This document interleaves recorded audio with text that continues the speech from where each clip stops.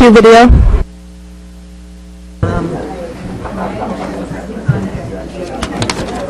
I think since she's introducing it. Okay. Meeting will come to order. Good evening and welcome to this Monday, September 15th, 2014 regular meeting of the Mercer Island City Council. Allie, could you call roll? Been a little while. We're just going to go in order. Councilmember Brom. Mayor Bruce Bassett. Here. Deputy Mayor Dan Grouse. Here. Councilmember Bertlin. Here. Councilmember Sen. Here. Councilmember Wong. Here. Councilmember Cerro. Good, Allie. All right, time to initiate the retraining program. Well, we begin with three pieces of special business this evening. The first is a Mayor's Day of Concern for the Hungry proclamation. And Sari Weiss, are you here? You're going to introduce this before I read the proclamation, or the other way around? How would you like to do it? Go ahead and read it. Okay. Whereas our King County cities recognize adequate nutrition as a basic goal for each citizen, and whereas no parent should have to send a child to school hungry, no baby should be without the comfort of the feedings needed for mental and physical growth, and no elderly person's health should be jeopardized by lack of appropriate foods. And whereas food banks, emergency and hot meal programs working with our cities, local churches, social service agencies, and hundreds of volunteers are striving day in and day out to stem the rising tide of hunger, but still need more help. And whereas we believe that when citizens who are not involved hear of the especially desperate need of the hungry as winter approaches, and their low incomes must stretch to cover increasing fuel, electricity, and rental costs, leaving even less money for monthly food purchase, an outpouring of community assistance will follow. And whereas the Emergency Feeding Program of Seattle and King County coordinates an annual food drive to help support the efforts of our program and the area's food banks in fighting hunger, which will be held at grocery stores throughout King County on Saturday, September 27th, 2014.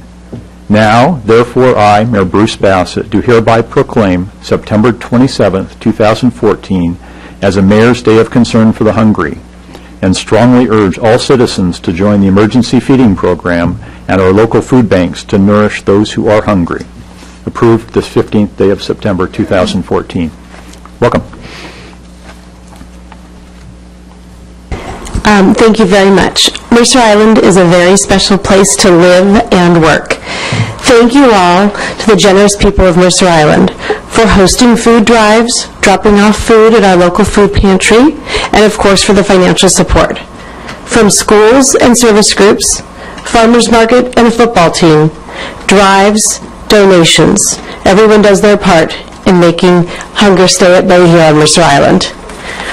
In addition, we do so in a way that allows our clients to be served with privacy and respect that we all deserve. Thank you very much for your support, Mayor Bassett and Mercer Island City Council. Thank you. We move to a second proclamation. Proclamations can be kind of serious, as that one was, or sort of lighthearted, as this one is. It's a proclamation regarding the Roanoke Inn. Whereas the Roanoke Inn is celebrating its 100-year anniversary of doing business on Mercer Island, And whereas the Roanoke Inn is the oldest operating business in this community, and whereas the Roanoke Inn served all ages in its early days, with an ice cream window for kids and groceries for passers-by walking to the ferry dock, and whereas the Roanoke Inn began as a chicken dinner restaurant, became known as the place where friends meet friends, and today is referred to fondly by locals as the Rowie. And whereas the Roanoke Inn is the go-to place for Mercer Island High School reunions, and whereas the Roanoke Inn's rarely seen upstairs rooms were once featured on King TV Evening Magazine's Secrets of Mercer Island segment. I think some credit goes to a council member here for that one. And whereas the Roanoke Inn has provided numerous 20-something islanders with good service industry jobs over the years, imparting valuable skills through waiting tables or bartending.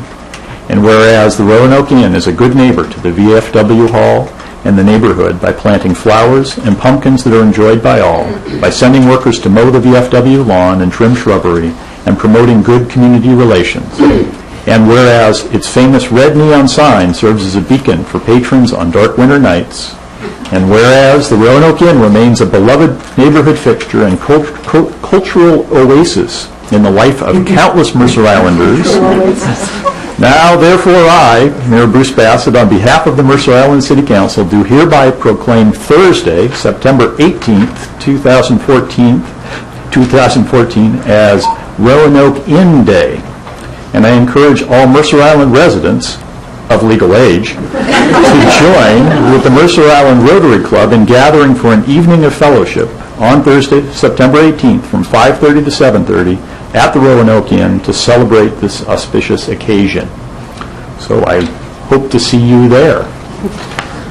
And I will just add, it's also a place for a pitcher of beer and a plate of nachos after a soccer game. So extra jalapenos. Mayor, we got the president of the Rotary and a few Rotarians to come up and take a picture. Okay, come on up. Just me. Is it just Actually, you? yes.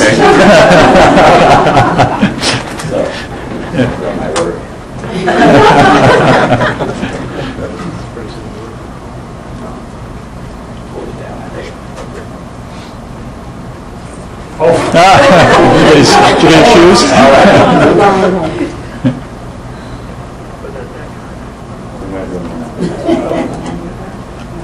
All right. Technology. All right. Yeah. Did you want to say something about it? I would just say I'm here representing Mercer Island Rotary, as the current owner is a Rotarian, and I think it's a wonderful community establishment. All that you said is true, and I appreciate the consideration for this day. Thank you. All right. We'll see you there. Finally, last special item with a little bit more somber note to it. So this, you're teeing this up, right? I will start this off. Yes, very somber indeed. As I think all of you know now, with much regret, I accepted the resignation of our beloved Fire Chief Chris Tubbs a week ago, who is leaving us for an excellent opportunity in Marin County, California. He has served the city since 1978 in one capacity or another, the last 6 as our chief. He's had an extremely distinguished career. He's going to be sorely missed by all of us.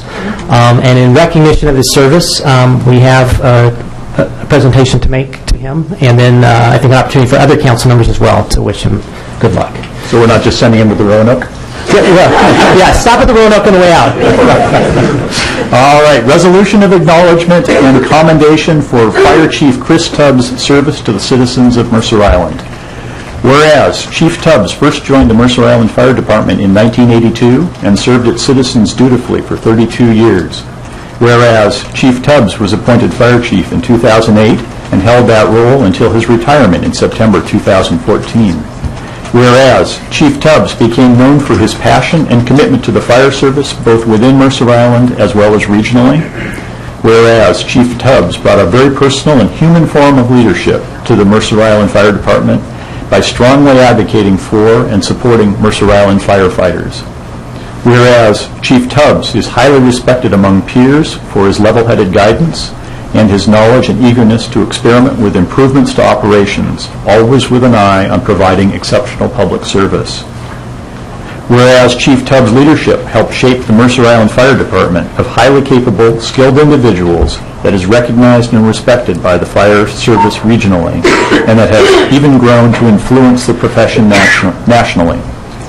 And whereas Chief Tubbs is sure to enjoy many more days of sunshine with his grandchildren as he and his wife Christy start the next chapter in their lives, settling in California. Now, therefore, be it resolved by the City Council of the City of Mercer Island, on behalf of its citizens, that the City Council commends Fire Chief Chris Tubbs for his 32 years of distinguished public service and extends its sincerest thanks and appreciation for his leadership and countless contributions to fire safety on Mercer Island. Approved this 15th day of September 2014.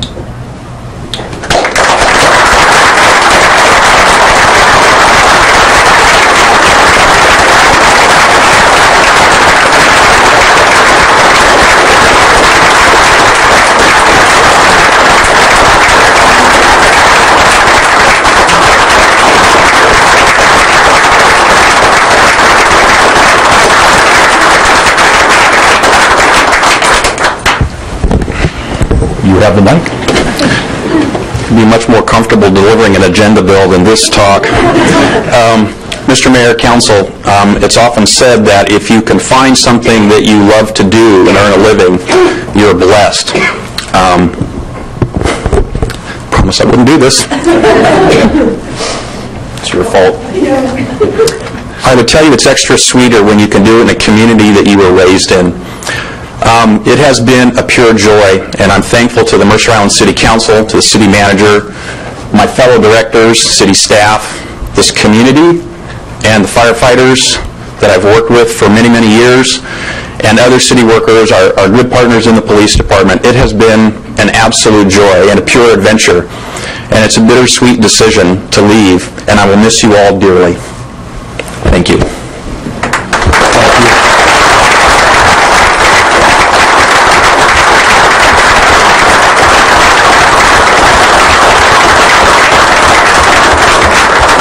Any council member comments? Any heckles as he goes out the door? Benson. Well, as many of you know, I have had personal experience with our fire department, and it was a great experience under the circumstances. And no, I'm not going to. I won't do it again. But I think again, we are so fortunate to have such a professional fire department, and even though you may be going down to California, I think you certainly leave your leadership of legacy, and basically I think our department is in good hands and the island is in good hands. So thank you very much. Don? So Chief Tubbs, you were the first person that I spoke with when I was thinking about getting involved with the City Council. And we had a great chat, and I knew that if people were half as wonderful as you were, then this is a place I would definitely want to be more involved in. So you really got me on this road. I can thank you, Blaine. We'll see. And along the way, there were just so many moments that were, so special that, you met and really impressed my mom and always asked about her, and it was so lovely. Whenever I would come into City Hall, it was kind of, you being in one of those chairs was one of the things that I really looked forward to, you and Chief Holmes. And it was just, it's always been fabulous to have you there and smiling and looking forward to presenting, hearing your presentation or just being here.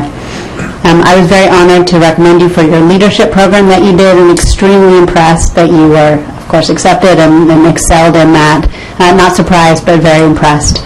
And not a lot of people spend 30 years in a job and in a community, and that is also something for us all to look to, and it's definitely something that I think our young people are unfamiliar with these days in their frequent job switches. And that's, again, so much you have provided to this community, both personally and professionally, and I want to thank you for that. And I will miss you as a friend, absolutely. Thank you. Debbie? I, too, would just commend the commitment. And I think you showed, now I'm getting choked up, too, because, I think we've all had our experiences, and mine was as a mother, with a 4-year-old daughter. And it was a very difficult situation. But the standards that were set were incredible. The standards that you have set as the leader of the fire department are remarkable. Your commitment has shown through every single day. But there's also a moment of pride when I think Mercer Island gets to share the wealth of the talent and the humanity that we have in the leadership in this city. And as much as we'll miss you, I'm also very, very happy for you, and you know, I think Marin's incredibly lucky to be able to have recruited you, and I wish you all the best there. And then finally, I know it probably takes a certain amount of personal strength after 30-some years in a place that you know and a place that you love to pick up and move and take new challenges. And I think that really is to be commended too. So commending you for the decades of service here, but also for the strength that it takes to pick up and start a new chapter. So all the best to you and your family, and we'll look forward to getting the pictures and seeing the Facebook, and hopefully you'll come back and join us every now and then. Absolutely. Thanks. Tanned and relaxed. Sunburn. Well, we've had a great summer this summer. Just because you haven't gotten sunburned, it's obviously your problem, not ours. I won't try to match the emotion, and definitely won't try to match Benson's firsthand experience. But you know, Chief, I think Mercer Island is known for many things, but probably, as we were reminded for many years by some of our former council members in particular, that public safety is always our number one priority. And that is still our standard. And between what you do and what Chief Holmes does and what your predecessors have done, we've built up a phenomenal public safety capability here on Mercer Island. And it's something that everyone who lives here knows and appreciates and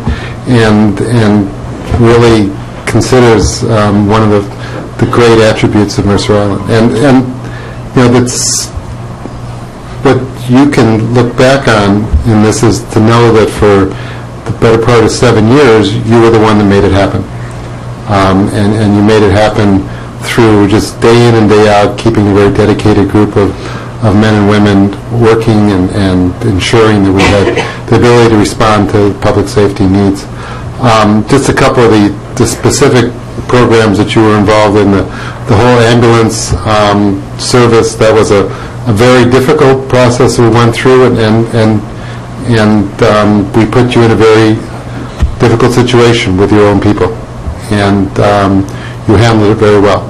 And we're now running a very smooth program that, from what you've told me and others have told me, is now generally well accepted among your people and definitely liked by the community. The new fire station, I mean, that was, you know, we talked for years about replacing the South End Fire Station, and it was not a very simple process, but at some point you were able to help us through that, and although you're not going to be around here to see the opening of it, and hopefully you'll come back up and check it out, it's a tribute to a lot of the work that you and your team did, that's going to be built, and it is being built, and soon we'll be providing exceptional facility for the South End. So I, like others, wish you only the best. We're blessed here with a phenomenal staff, and you're clearly one of the reasons that we can say that time and again. So thanks for everything you've done. Could you come on up? We have a framed copy of the proclamation. It is unsigned at the moment. Play your cards right now, we'll sign it. Let's get a picture, shall we?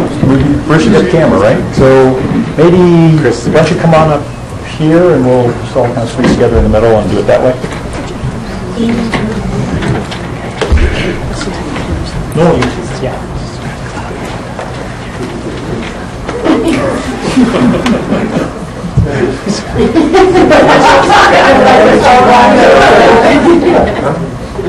Okay, 1, 2, 3. I'll do one more. Great.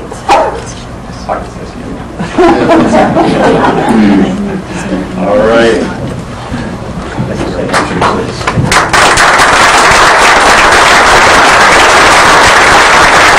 you.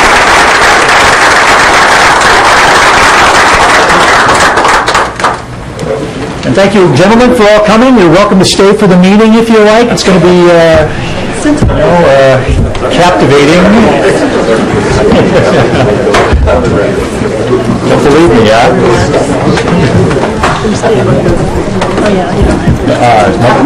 I'm not sure.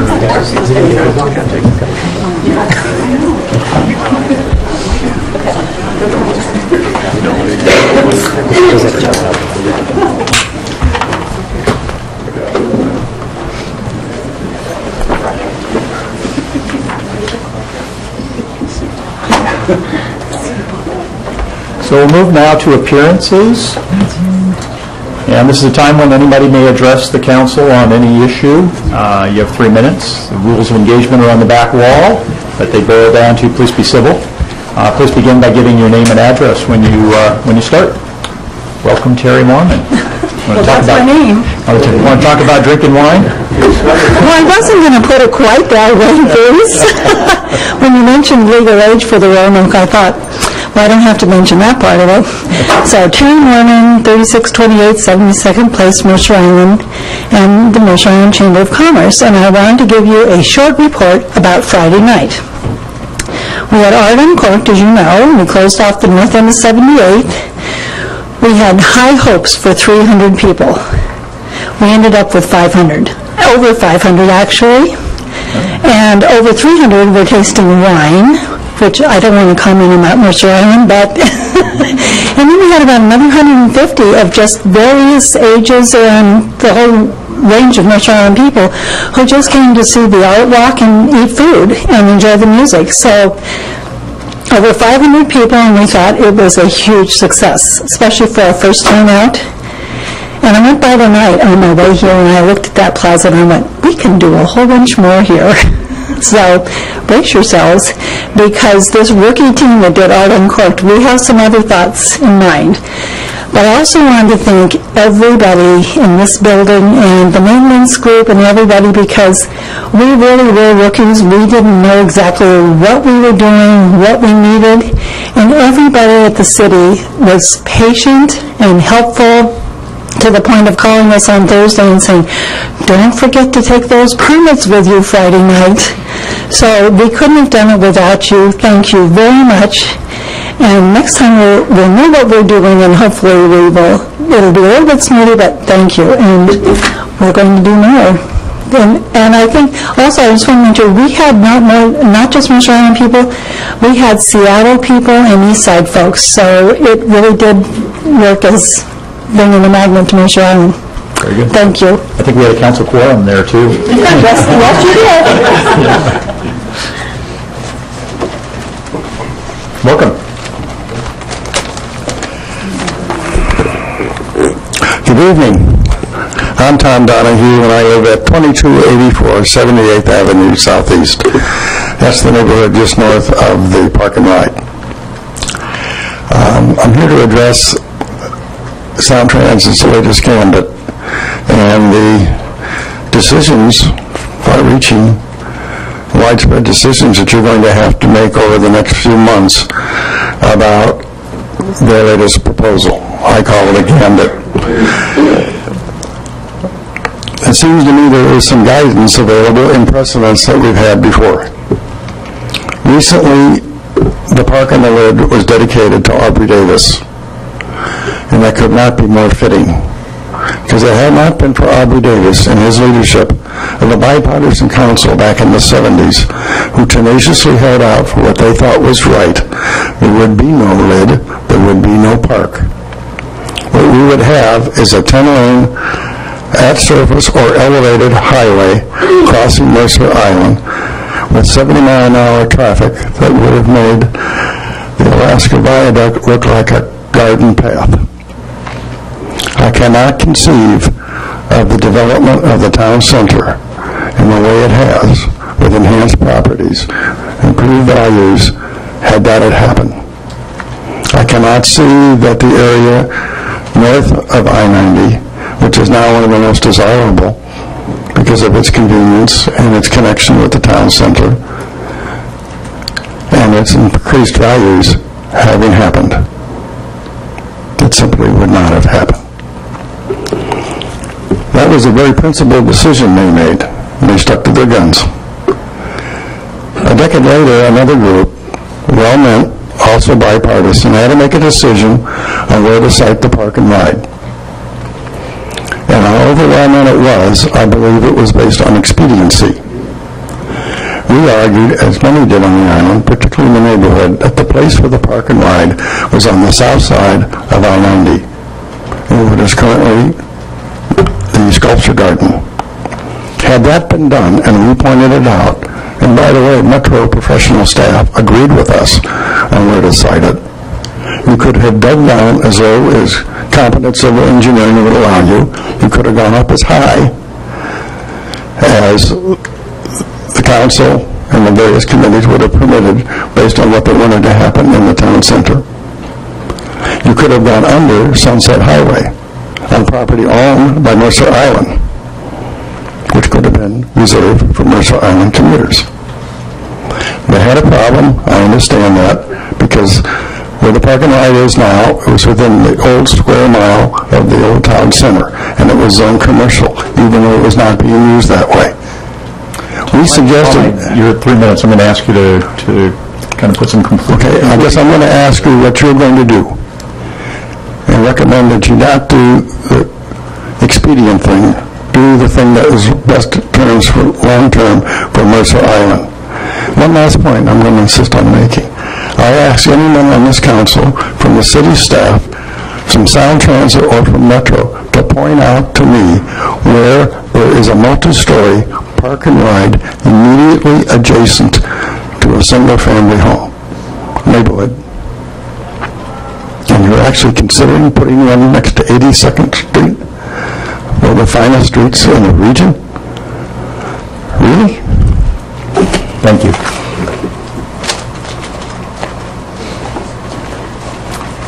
Welcome. Gary Robinson, 6026 East Mercer Way. You know, all of us that speak to you think hard about what we can do to get your attention with respect to the Mercer Island Library remodel. To be honest, I'm not sure we've broken the code on this yet.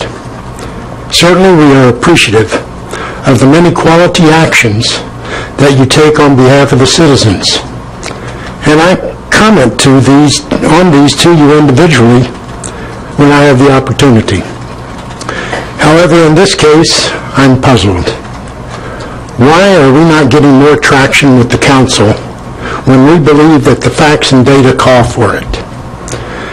As I thought about this, I was struck by the thought that surely the council adheres to the rules for quality in its deliberations and actions, and it reminded me of the rules for producing quality outcomes. It's called management with facts and data. To implement management with facts and data, the first step is to use the 3 actual rule when investigating a problem. These are: go to the actual place of the problem. See the actual problem yourself. Talk to those directly involved to get the actual facts.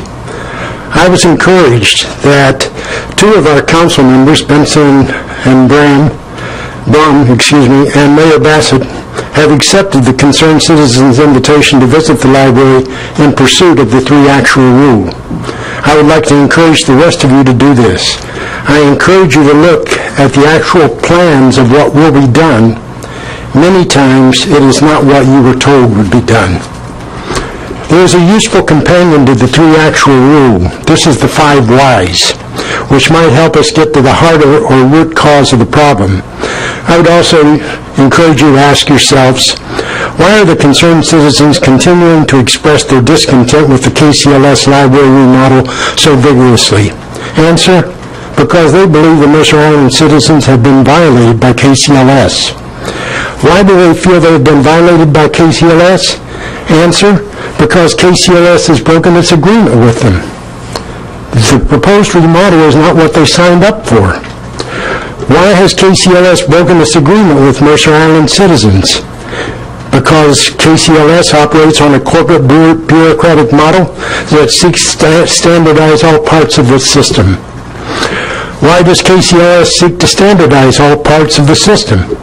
because it is cheaper and takes less resources to manage it. Why does KCLS want to operate cheaper and use less resources?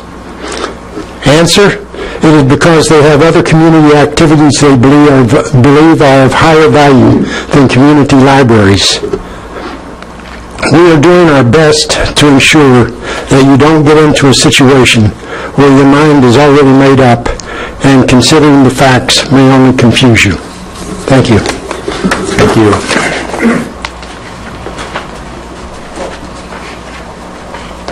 Welcome. Thank you. Members of the City Council, my name is Ben Bareka. I live at 8125 Southeast 79th Street. My neighbors are Marie and Mike Bender. They cannot be here tonight because they're on a trip they planned over a year ago. My dad, Mark Bareka, is at a business conference that he has to attend. My mom is involved in many volunteer groups. Tonight she's at one of her board meetings. I'm here just to say a few words on behalf of my father. First, he wanted me to thank Council Members Wong, Bertland, and Ciro, even though he's not here today, for their effort at your last meeting. He very much appreciates that the three of you saw the tension between the school district's goals in protecting Mercer Island's residential look and feel. He appreciates that you tried to moderate the visual impact that a new school outside our backyard might have. Second, he wanted me to pass out a diagram of the new IMS. It shows that Councilmember Wong's proposal for the zoning at Lakeridge is essentially identical to how the new IMS will line up next to the lakes. Finally, as you finalize your zoning decision, he also hopes that you will compare the profile of IMS to the school district's letter complaining about Councilmember Wong's proposal. The letter is attached to the diagram. He thinks that you will see that the school district's letter is exaggerated and it's even hyperbolic. Tonight, he hopes that a total of at least 4 of you will vote for the Councilmember Wong's proposal. Thank you. Thank you. Welcome. Thank you. Tammy Zerlip, 7804 Southeast 40th. Thank you for continuing to listen and consider citizen input. I had an epiphany today regarding an elephant in the room that has not been pointed out previously. The new elementary school on the super block will no doubt result in quickly growing numbers of patrons using the library after school hours. The children's librarian already is wanting more room, not less. The after-school pickup patterns would justify a larger vestibule, not the smaller, as planned. Consider that the library of the 21st century on Mercer Island may need 2 stories and feature a much larger children's area surrounded by computers or Wi-Fi stations and meeting and study rooms. This capacity issue clearly has not been fully considered in KCLS planning.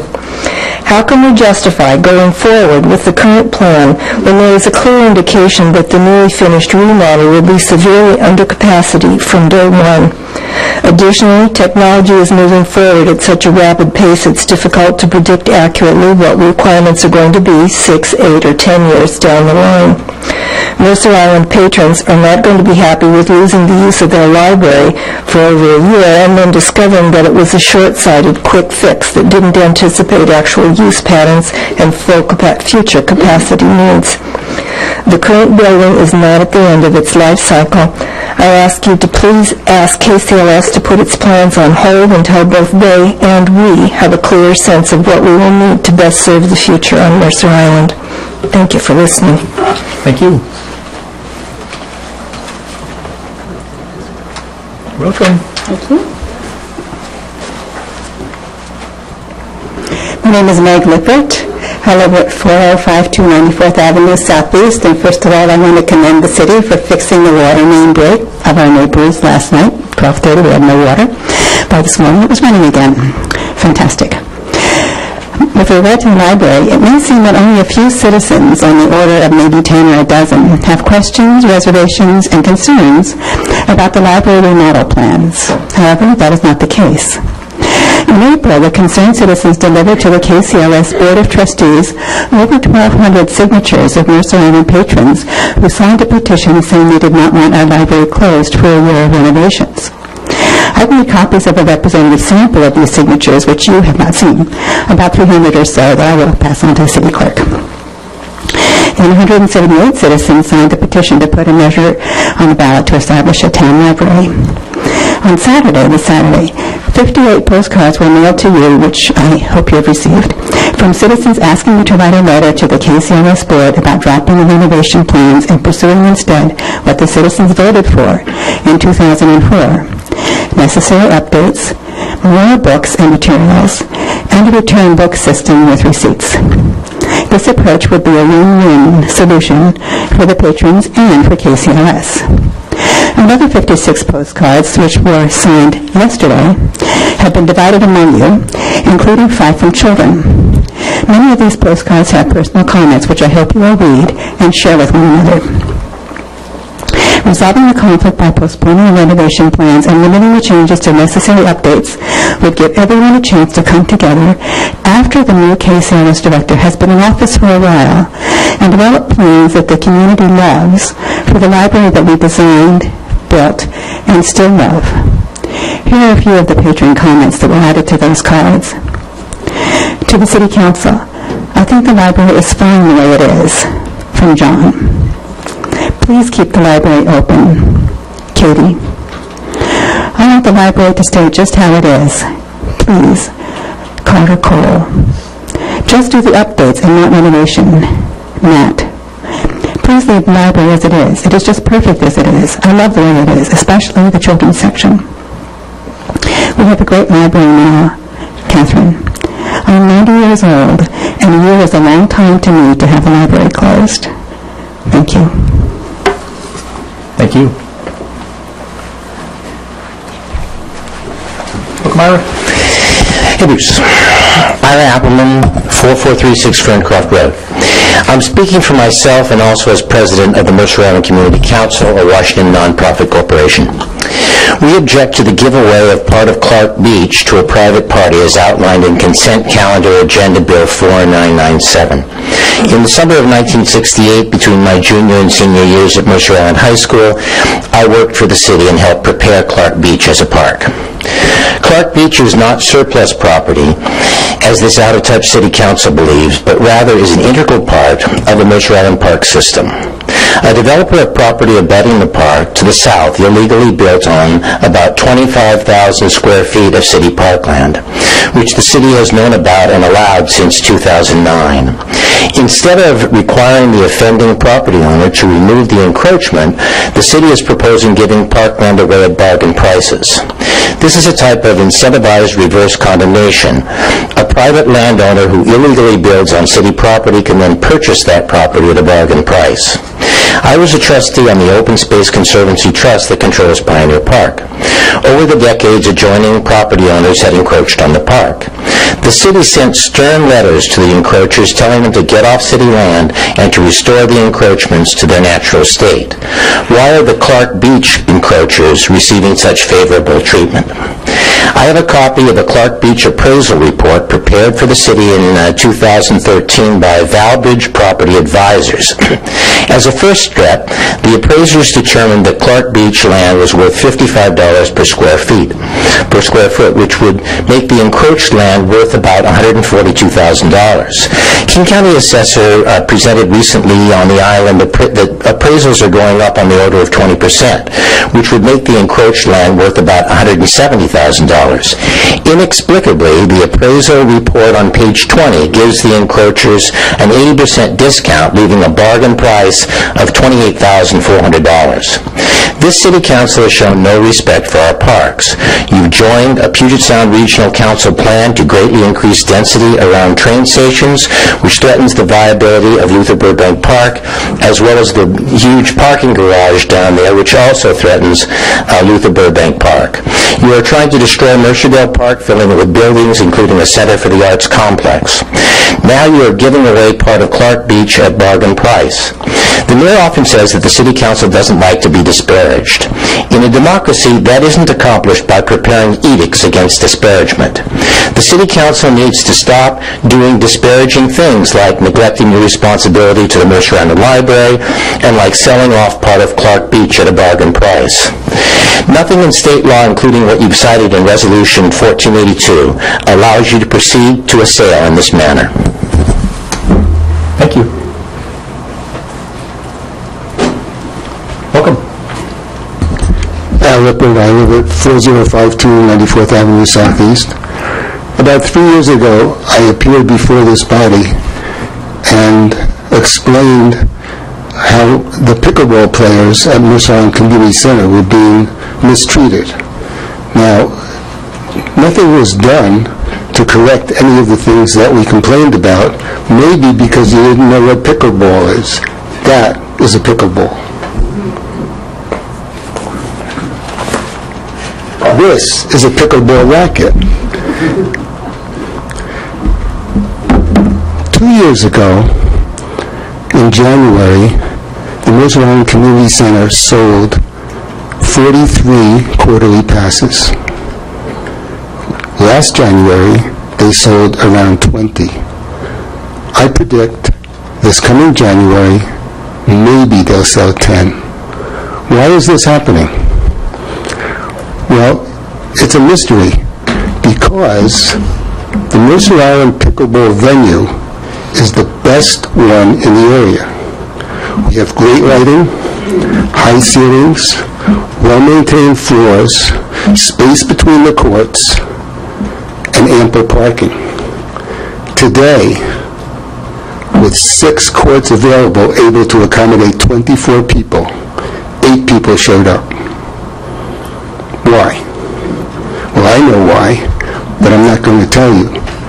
It's up to you to find out why and how to fix it. Thank you. Thank you. It's refreshing to have a different issue come up before us, isn't it? No idea there was one out there.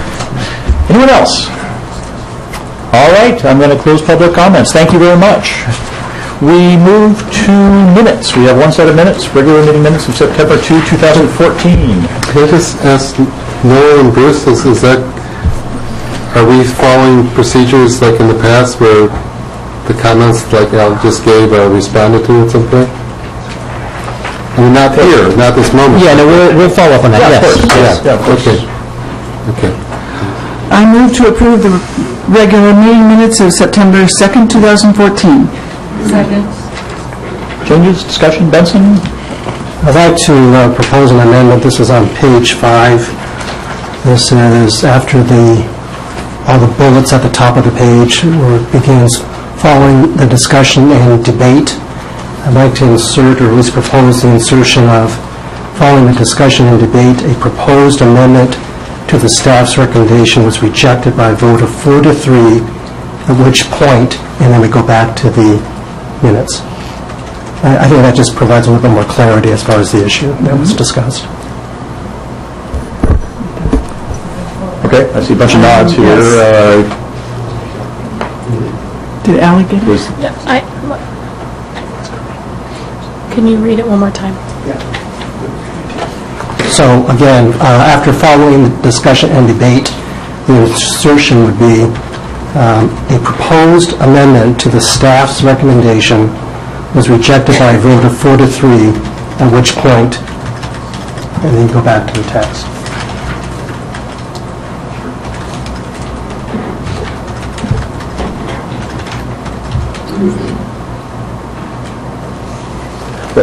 Go ahead and...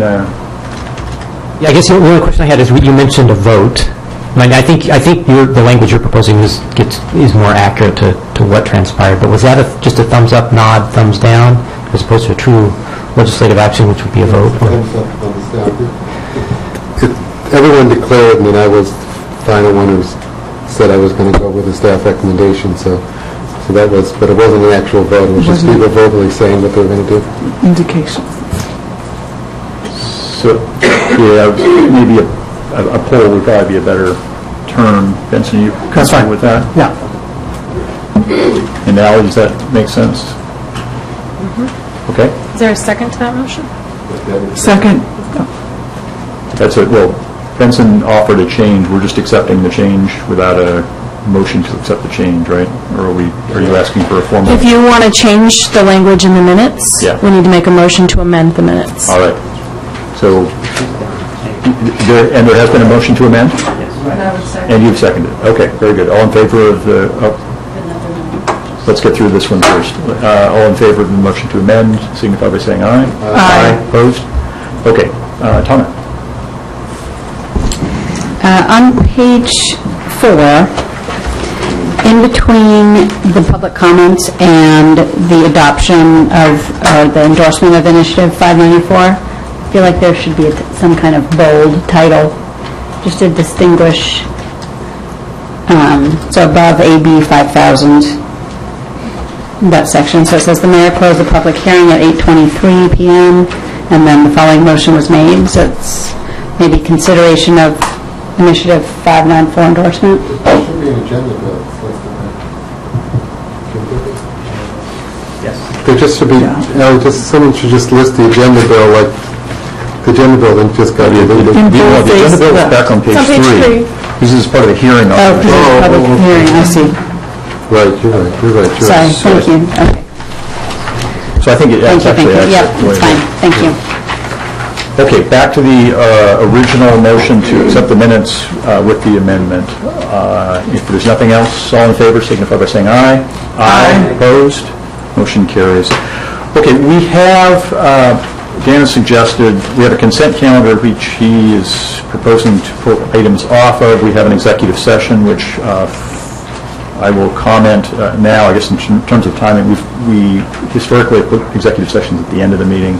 We suggested staff put them at the beginning of the meeting. I've suggested that in future we actually put them before the 7 o'clock hour so that we don't leave our audience chilling while we're off in executive session. So that's what and I think, Noel, you're comfortable with that. Yeah, absolutely. I just wanted to apologize for us not getting, for me not getting that right. I think the intent was originally a 6:30 start. Hopefully 6:30 is early enough for most executive session items. So know that next time that's how it'll be queued up. Okay. If you object to that in future. So let's move, so Dan's suggestion is let's deal with the consent calendar in the first 2 items before we go off into executive session, which allows some staff folks to retire for the evening. But the executive session doesn't relate to the consent calendar? It relates to Clark Beach. Correct. So maybe we need to do the executive session before we do that item on the consent calendar. Yes. You can pull them off. I thought you guys were going to pull them off, so we can. Right, but you don't save anybody any... no, it's fine, but so... Just go ahead and pull them off now, and then we can do exec session. Okay. Right, so I have a question regarding the peak settlement also, which we can do before the executive session, but we need... So I just wanted to get the fire station update done so our staff don't have to sit around for longer than they have to, but it's not going to be a long item. Whatever. Clark Beach is going to be longer. I'm sorry. Just talking Thanks a lot.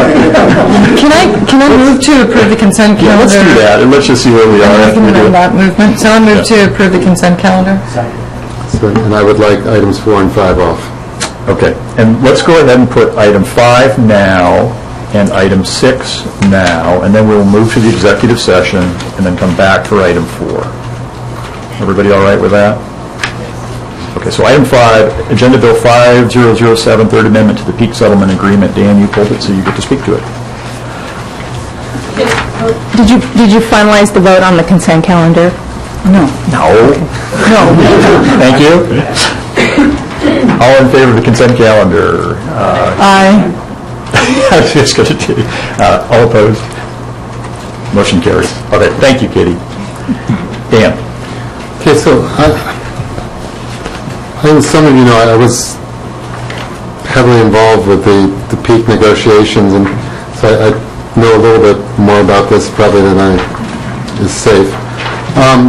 But so as I understand what's going on here, under the original traffic studies that were done for the peak project, the decision was the staff concluded that they needed 91 dedicated peak spaces that would be available at all times just exclusively for peak, and that they would need some shared spaces which would be available after school hours. So what this Third Amendment relates to are those 91 spaces. And Kirsten, I think you were here back then, so if I'm saying anything out of order, just tell me. What is now seems to be going on is that as a consequence of this amendment, as a consequence of the new elementary school, a bunch of the original 91 spaces are being moved. And so, and if you look at the last page of the agenda bill, you'll see that what's going on is that a bunch of them, a couple of spaces are being moved to the north, and then 9 spaces are being moved behind the admin building to Lot D, which is sort of the middle of nowhere. So I had raised the question as to why we would do that. If the 91 spaces were supposed to be needed to meet demand, for why would you put those 9 spaces back behind the admin building where no one's ever going to find them? And the response that Noel was able to get today was that that's actually going to be used for advanced storage for the peak, and it's not intended to be used for the public or for staff or anything else. It's just supposed to be used to store vans. So I guess I have two issues with this. One is this consistent with the original intent of what we were doing, and that is providing 91 spaces for the public to meet the results of the traffic studies and the use studies and everything else that was put together back in 2008. And second, if this is being construction driven, why is this a permanent change, and why aren't we just doing a temporary change that would address the problem during construction? So I guess I hadn't seen this agenda bill before anyone else saw it, so I'm more in the state of just wondering why it's being done the way it's being done. And I don't know, Brandy, whether you're available to talk about it, or if that's appropriate. Yeah, I think if Brandy Fox from the district could address those, I think she can address both those questions for us. I can. Good evening. So the lot that is being impacted by the development of the new elementary school is the lot to the north of Peak, the lot that is sort of tucked down behind the back of Peak. And that lot currently houses the van storage and all of these different functions. So we sat down with the users of the Peak, Stephanie, the manager of the Peak, and talked about how, because of the development of the elementary, we could relocate those in a way that worked for their staff. And so it may seem a little odd that they're scattered around, but they felt strongly that they needed 2 stalls behind the Peak still where they were easily accessible to staff. They have a number of vans that are just being stored that made more sense to store those away and off-site. And then they had a couple of staff members parking that they wanted easy access to. So, we're duplicating the functions that are back there. We're not reducing any of the public spaces. We're not reducing any of the shared spaces. So where, Brandy, on this Exhibit B, are the existing spaces? The existing spaces are just to the north of Peak. They sit, kind of at the long rectangular space of Peak, right at the end of that bus loop. It's kind of a bus loop now for Child. If you pull into that bus loop for Child and you look off to the right, there's kind of a deep, recessed parking lot back behind Peak. So again, no public spaces, just staff spaces and storage for Peak. And those are part of the 91? They're part of the 91. Those are the ones that are being moved, yep. And the users are, obviously, it sounds like they've signed off on this. Yes. And so there's no issue there. They feel that this meets their needs. Yeah, this is totally satisfactory with Peak and works well for the district, so. Okay. Dan, you have a motion? Okay. I move to authorize the city manager to sign the 3rd Amendment to the Peak Development Agreement. Second. Discussion? All in favor, signify by saying aye. Aye. Opposed? Motion carries. We move to Fire Station Update, Agenda Bill 5006.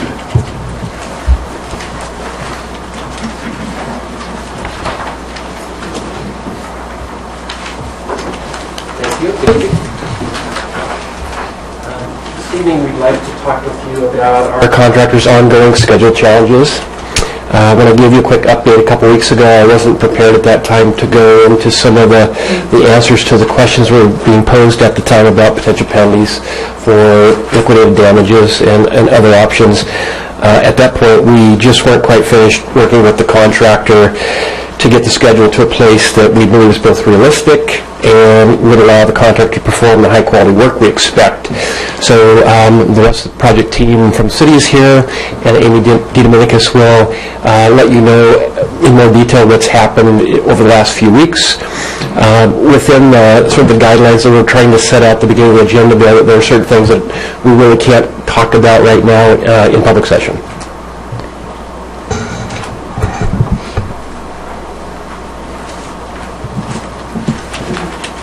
And just to clarify, what Glenn means by that is that obviously some of the questions around potential liquidated damages for delay involve city legal claims that might exist against the contractor. So some of that legal analysis and things are things that, at least strategically at this point, we wouldn't necessarily want to have as part of a public discussion while we are still formulating the city response and the potential legal response should it come to that. So that's what Glenn's alluding to when he mentions things that may not be quite ripe yet for a more public discussion.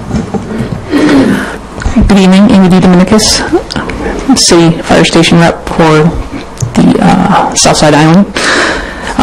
Just wanted to give you an update on what's been happening and allow you to ask some questions that I would probably have a better answer than Glenn, but being there daily with all the issues that are coming up. We've had, since Glenn's last presentation, we've had a gas leak. We did get our final schedule that we think is achievable. Still no float allowed in the schedule, but it is a more realistic schedule based on the time frame and the submittals that are outstanding in order to what they call dry in the building. So the windows, the roofing. Last Friday we had a special inspection of the roof done that the contractor paid for. There's some fairly major issues up on the roof, which is another impact, but based on the session that Fred attended, if you have any specific questions on that, Fred would be able to answer them, but they did come up with that the roof would be, the corrective action that needed to happen could be corrected.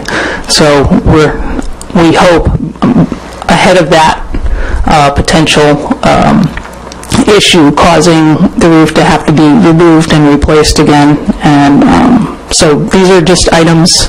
The contractor is a little bit above his capability with the way that the systems in the building are going together. He has never had a project like this before, and it's a simple building, but simple buildings have very specific details as far as how the building envelope gets put together.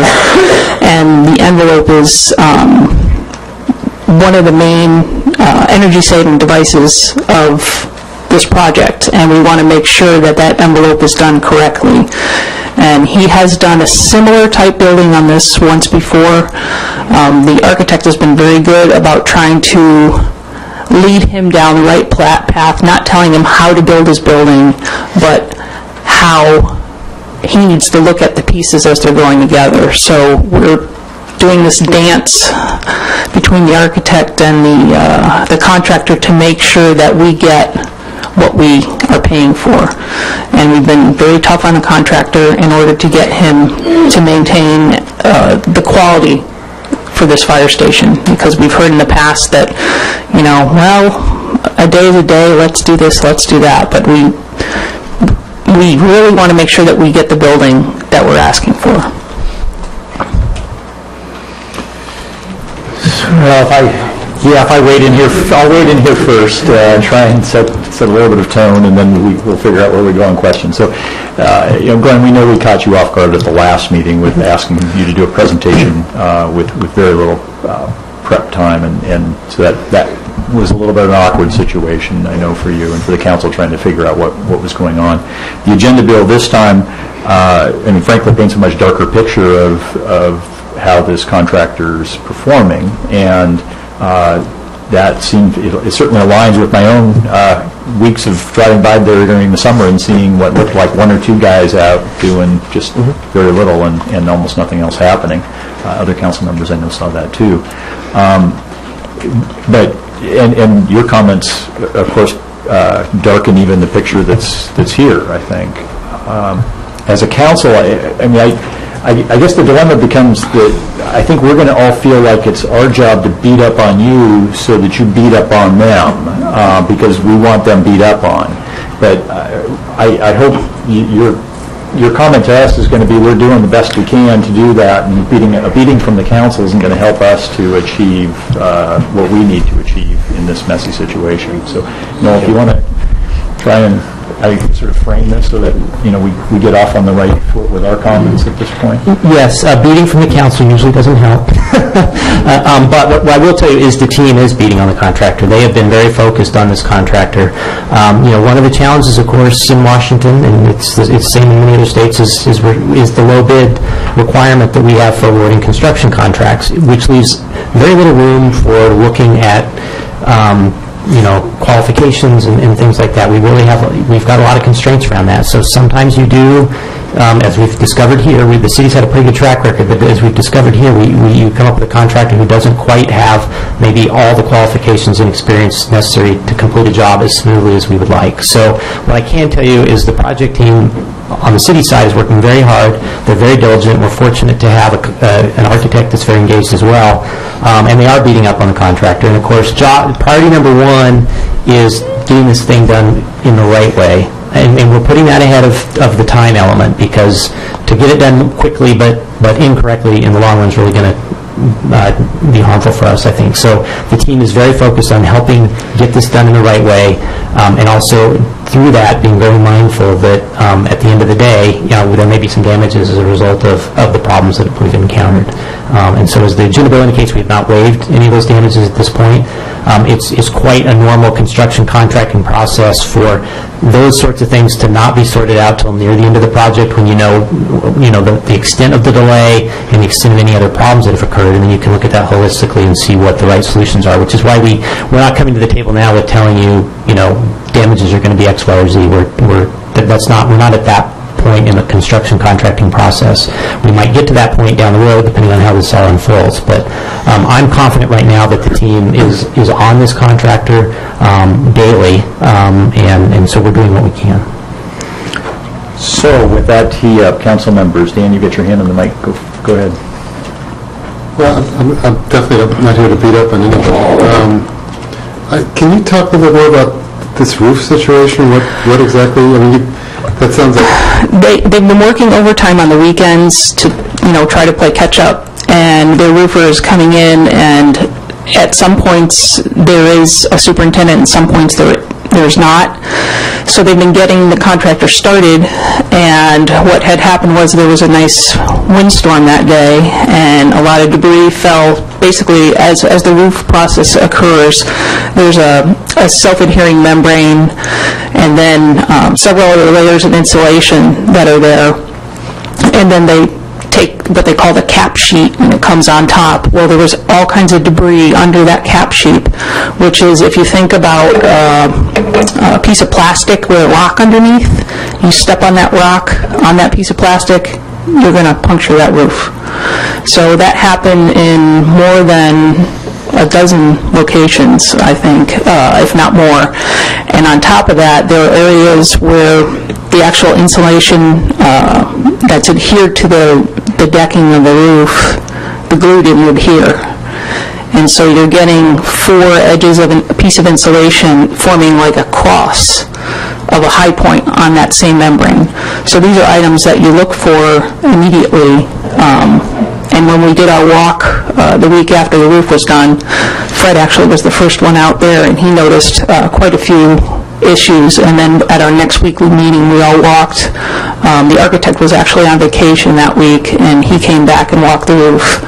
And it was apparent that this roof was not going to meet any 20-year warranty. So rather than waiting until it was finished, we pointed it out right away so that we could have these items corrected before the end of the project, and we discovered that this was going to happen. And you're saying you can correct it without turn it off. Per the inspector, and Fred, you may want to comment on this because you were actually there. I'll let Fred speak to this. Right. So the inspection happened last Friday morning, and that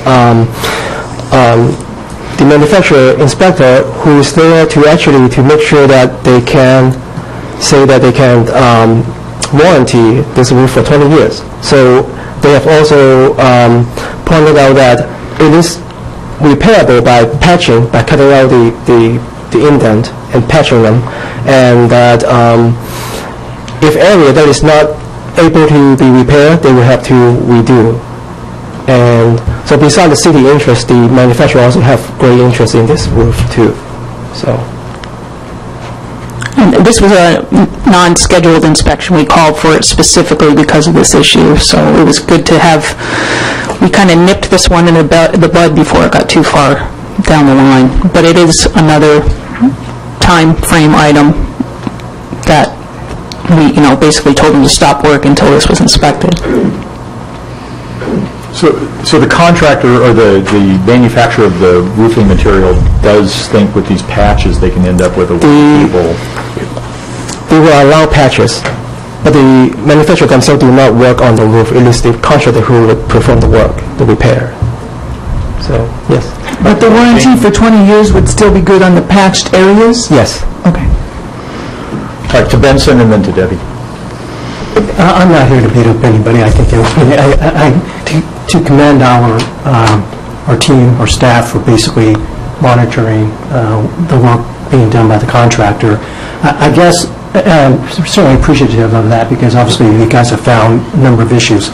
I think what I heard that was most disturbing in your description, though, was the finding out of perhaps this contractor may not have been as qualified as we had hoped it was. And so I guess going forward, I don't know what process we will have or what changes we can make in that process for reviewing potential contractors on other projects, but something sounds like was missed on reviewing this particular contractor. I wasn't involved, but I just hearing the description and hearing that this contractor probably didn't have the experience that you thought he might, that kind of concerns me. Well, this contractor has actually built, I think, 4 or 5 other fire stations, if not more than that. We called the stations where they were listed, and they gave us a list of recommended clients to call, but we dug deeper and we called the ones that were not on the list. So we got really good reviews of the contractor, and I think what has happened is he may have grown a little bit too fast and has had too many jobs at the same time, and that's what we're hearing. He's trying to do everything he used to do with 1 or 2 jobs, and now he's running more than 1 or 2 jobs, and he just can't keep up with what's happening. I'll just add to that, we're required in the law to take the lowest responsible bidder, and the responsibility part is the vetting, and because this was someone, he's from Oregon, is that right? Yes. And that's why we actually probably did even more in-depth vetting, because he was not a Washington corporation. So I don't think any of us walked into this feeling he wasn't thoroughly vetted, but I think that Amy's identified the issues and why he has struggled in this instance. And Amy's been really good about just tracking it and making sure he's complying with our contract and our processes. Thanks again for the report, and I wish it was better news. But there's one thing that strikes me, and that is when I guess I'm going to try to play roofing engineer now, but you put a roof and it's warranted for a certain number of years, but your hope or your expectation is that it will actually last for warranty plus X. Mm-hmm. So while I'm encouraged to hear that we're looking at potential patching that will extend sufficiently to the warranty period, part of the question in my mind is, what about that additional 5 to 10 years or whatever it is that we would reasonably expect that we will now perhaps not see yet be out of warranty? So that would be sort of my first question. Mm-hmm. Are we potentially shortchanging ourselves by going through a patching process beyond the warranty period? That's a question. I can actually make a call into the manufacturer. We literally just got the report, so we'll have to look into that. I will look into that question for you. Okay, thanks. The other one that I appreciate the comment about doing it right, because I think first and foremost, if we want this fire station to last 50-plus years, let's spend the time that we need right now. At the same time, one of the questions I have is, as the firefighters and the equipment is being housed in temporary conditions, is there any risk that perhaps they will not be able to continue to be accommodated where it is, or as we get into the worse weather, are we going to see any additional wear and tear on any vehicles that are exposed, et cetera? So rather than just purely the cost of housing them temporarily elsewhere, we're looking at potential degradation or loss of even temporary facilities. The answer is no. Last winter, there were no operational issues with the equipment or the firefighters. Response times were good. The real downside for us will be the approximate $5,000 a month cost for the temporary quarters and the equipment storage. That's what we're paying to the storage court right now. And then I guess the final question I have that I leave definitely up to you is, rather than us looking at you and passing on, strong emotions, recommendations, et cetera, is there any sense in actually having the contractor come and speak to council? And having us do an eye to eye. But I don't know. I would certainly follow the staff recommendation. I would recommend. I'm sorry, I'd recommend against that. Okay. I think that we're taking care of it, and we'll keep reporting, and it might be easier to keep that sort of arm's length. Just one, and again, I have no idea what the terms of your warranty is, but if it's a manufacturer warranty, it's probably a materials warranty, it's not a labor warranty. So, which just someone needs to check that, because labor is probably the bigger part of the expense. Mm-hmm. And so when you're settling up with a contractor on things like defective workmanship issues, where you think there's a potential defective workmanship, I would encourage you very strongly to make sure you get extended warranties from the contractor as well. Because you probably have probably a 1 or 2 year warranty from the contractor in your construction contract, which runs out very quickly.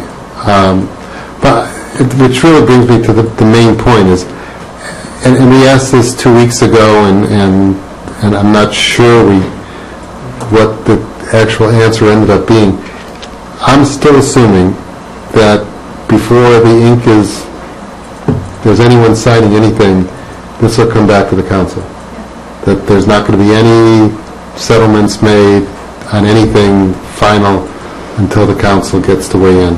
That would be correct. It's exactly what we did with the community center in Swinnerton. That was brought back to council.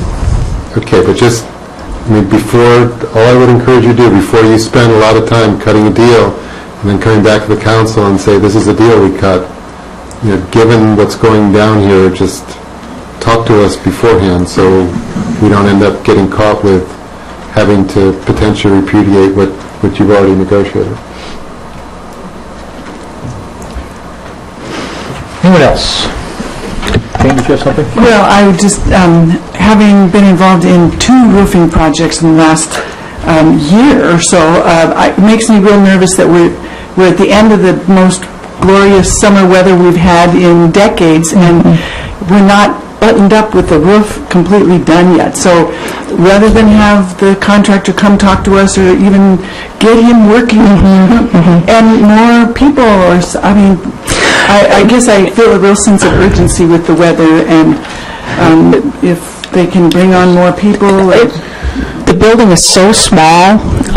If they bring on too many people, it becomes a safety issue, because there'll be guys on ladders and up trying to do work in the same spots. And once again, there's that balance of just having people stand around because they can't get done what needs to get done. And if the building was larger, we could probably do double crews and shifts and things like that. But it's when you're in there just walking around, it's just really tight. Our biggest concern right now is the roof, because there's a lot of other items that are tied into the way the building envelope is enclosed. And when we saw that last week, we were just, we got to make sure this is right, because we can't, once the roof is on, everything else wraps up around it. It wasn't going to work. So, well, carry on. Bassett, if I might, you made, I just wanted to provide a little context. You made a comment in your opening remarks about this seems pretty dark at this point, and it does feel that way to us. It's felt that way for a while. I think as a project team, our focus was on assisting the contractor. We've gone to extraordinary lengths, from the architect to Fred to Amy to representatives from fire, to help them coordinate subs and get through the submittal process. I haven't seen a project where this much assistance is needed for a contractor. We've reached a point with, for me, the roof was the last thing, where we have to start being very open about the contractor's limitations. And he now knows we're being open about those. We have gone above and beyond to help him stay on schedule. That hasn't worked, so we have taken this up another notch with him. Excuse me. Okay, thank you. My only comment is, from another layman on roofing projects, I hate the idea of a roof that's not done right the first time. That just doesn't feel like where you want to be. Patching before you even get started feels like the road to disaster down the next few decades, and we're really expecting this to last. So do what you can. You recognize we're holding our fire a bit frustrated, and I'm sure you are even more so because you're living with us day to day. So, okay, thank you all. And so now we will. There's no motion or anything on that bill, I assume. Nothing for us to do. So we'll be back again next council meeting? Well, let me ask you all. I don't think the agreement was we're coming back every meeting for a fire station update, but if, given what's going on, that is your desire, we can do that. Council, what do you think? I mean, part of it might turn on what transpired between them. Okay. Suggesting it. It doesn't have to be that detailed of a report, but I guess given the okay. Yeah. All right, we'll be back. And then maybe also at that, we could kind of, Glenn, you said we took it up a notch. At what point, like, what's literally the end game? Like, if things go really southward, what's the... Yeah, and that probably gets well into the territory of our legal options and something we wouldn't want to discuss. Yeah. So if you have to schedule an executive session, think about it. Yeah, at the right time we will. I don't know that next meeting will be the right time, but we'll look at that. All right, we are going to move to executive session to consider the minimum price at which real estate will be offered for sale or lease when public knowledge regarding such consideration would cause a likelihood of decreased price for approximately, in 20 minutes. Katie's still the right number? The number I see here is nothing. Why don't we go for 15? Okay, for approximately 15 minutes pursuant to RCW 4230 110(1)C. So we'll return at, by that clock, it's 8:18, come back at 32, and or 33, I guess, and let you know if we're done. Thank you. Thank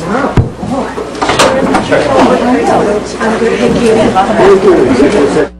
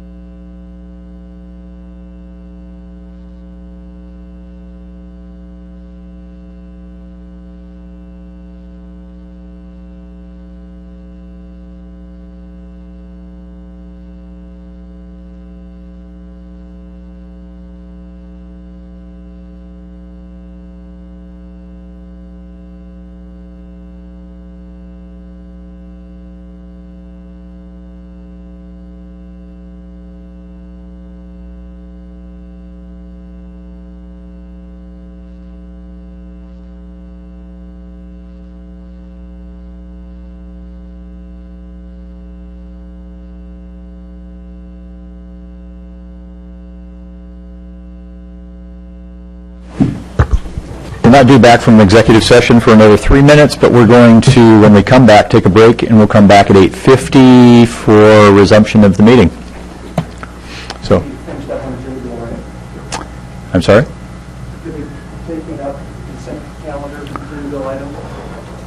We will reschedule that. Yeah, that's going to be deferred for tonight.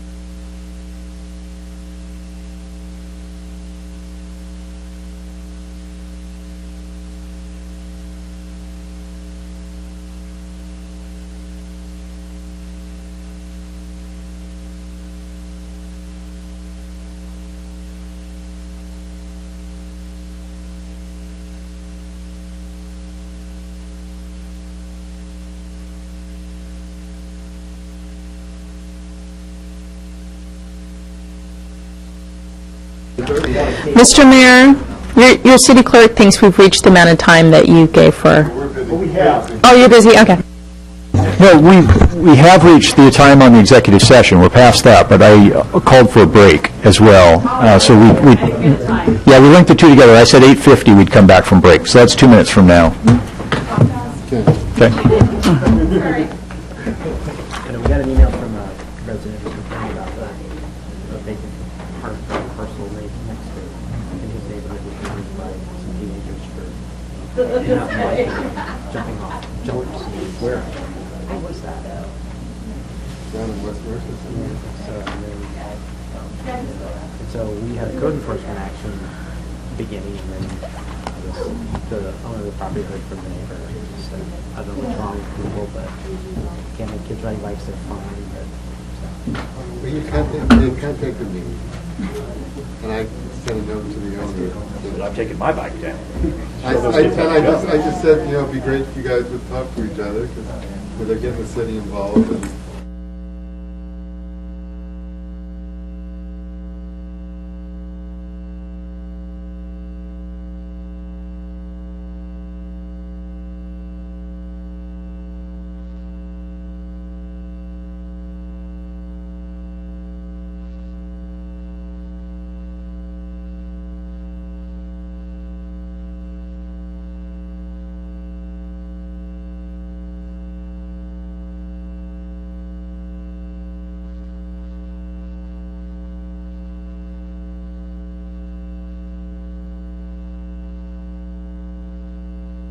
break, and we're returning to our regular meeting.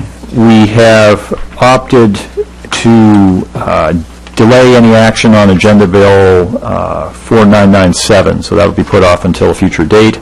We'll move now to Agenda Bill 5002, actuarial evaluation of cities firefighters pension fund and LUF 1 retirement medical and long-term care. Luan Tuttle, welcome. Exciting stuff here, actuarial evaluations. We'll just get right started. This first slide is just a recap of what's in the agenda bill. Basically, this is Milliman's look at what our unfunded actuarial accrued liability is for these three components of our LUF 1 retiree benefits. They break the benefits down into three components. The first one is the firefighter pension fund. We have 7 retirees left in that pension fund. One thing to sort of keep in mind when you look at Milliman's report is these liabilities are at point in time. It's a measurement as of January 1st, and they don't take into account sort of any future revenue flows that would be dedicated to this, and they also don't take into account our long-term LUF 1 care, or LUF 1 long-term care reserve that sits in the general fund, because it's not in a qualified plan, and I'll explain that in just one second. So what you see there is where Milliman says we stand. So for the firefighter pension fund, we're about 50% funded. There are some dedicated assets. The pension fund sits in its own trust, so those are dedicated assets. They do qualify as a reserve for that specific purpose, so Milliman takes those into account. Medical benefits, we're at $5.25 million.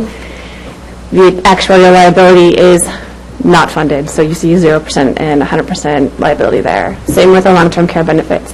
And the note at the bottom, so we do tell Milliman that we have a LUF 1 reserve or the long-term care reserve sitting in the general fund, but according to GAAP, or generally accepted accounting principles, they're not allowed to show those as offsetting the liability.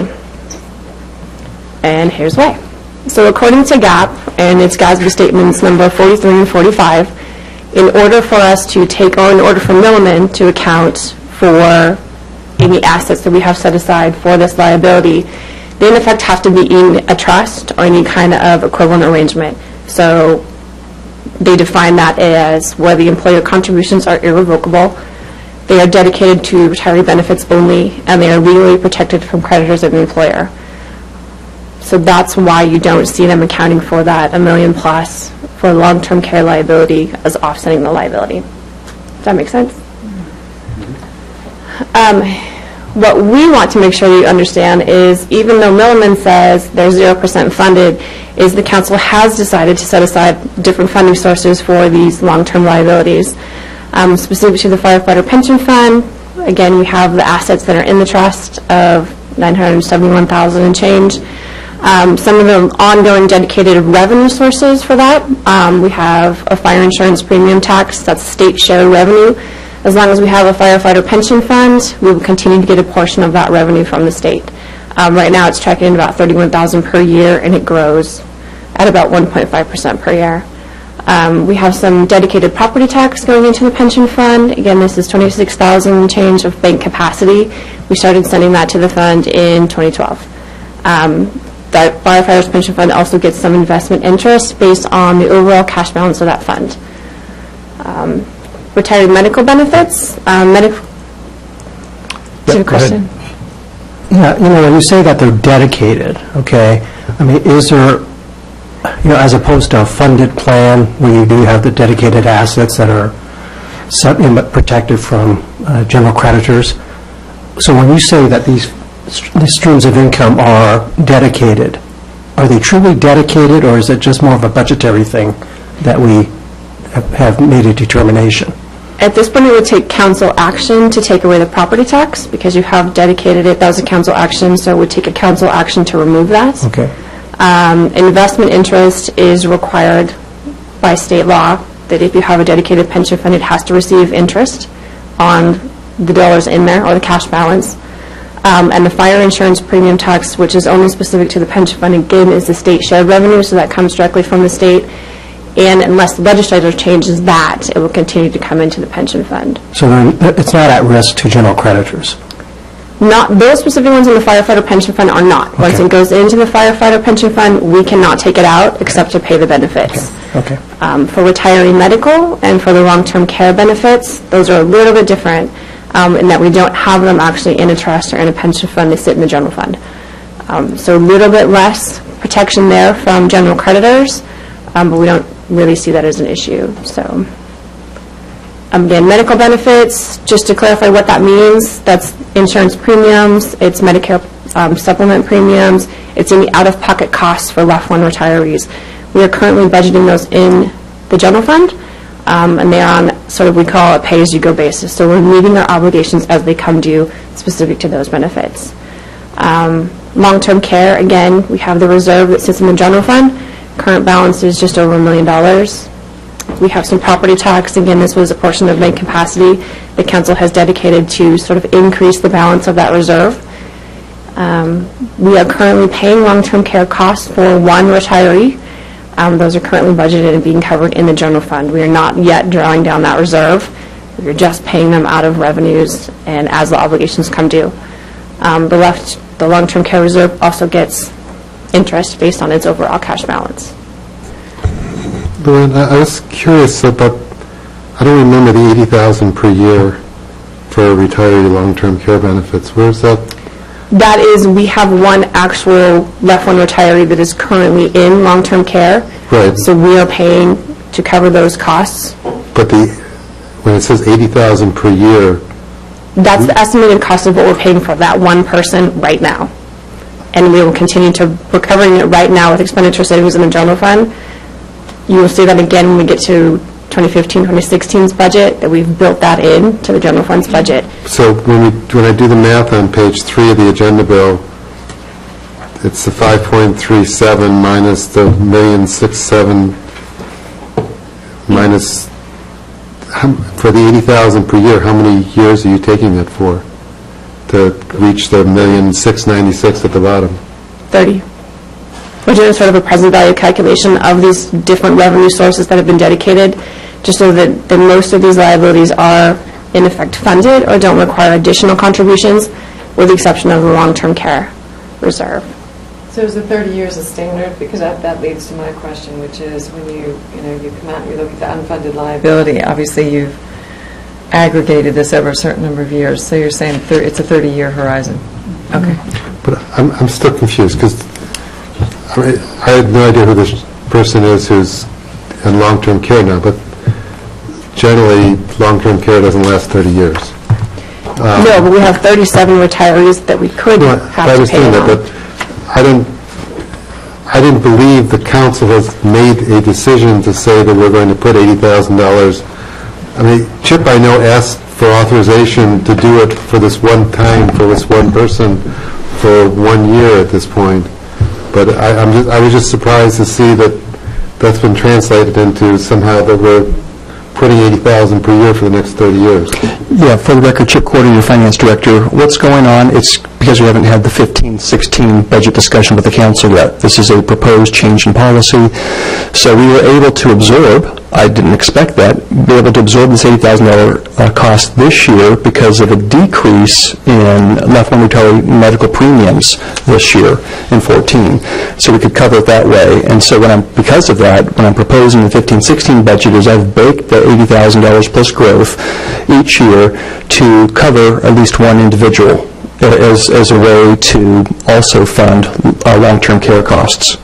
And so you're going to... Or I could just go to the reserve. So you're asking so you're going to be asking for that plus $97,590 of bank capacity in addition to the $80,000? Yes. And what I'll be telling you is it's already baked effectively into the 14 budget through expenditure savings that I'm proposing to leave it baked in on an ongoing basis.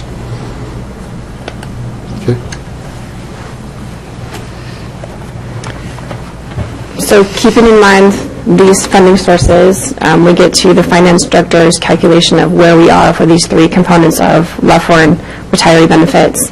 Again, we are showing the firefighter pension fund as fully funded, and what we mean by that is given those dedicated funding sources over time, we don't believe there's any need to add additional dollars at this point to the firefighter pension fund. We believe there's enough dollars in there to cover the benefits as they come due over time.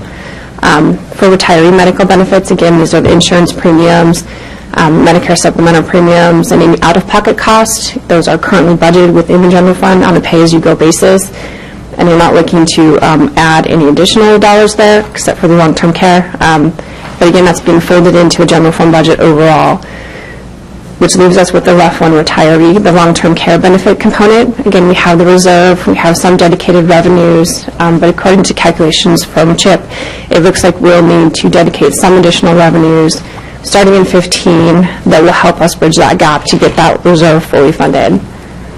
And again, all of these assume that the revenues that are currently dedicated will continue to be dedicated over time. Yeah, Benson. Can I just make a comment? I guess because when you talk about something that's funded, I mean, it clearly has a particular meaning.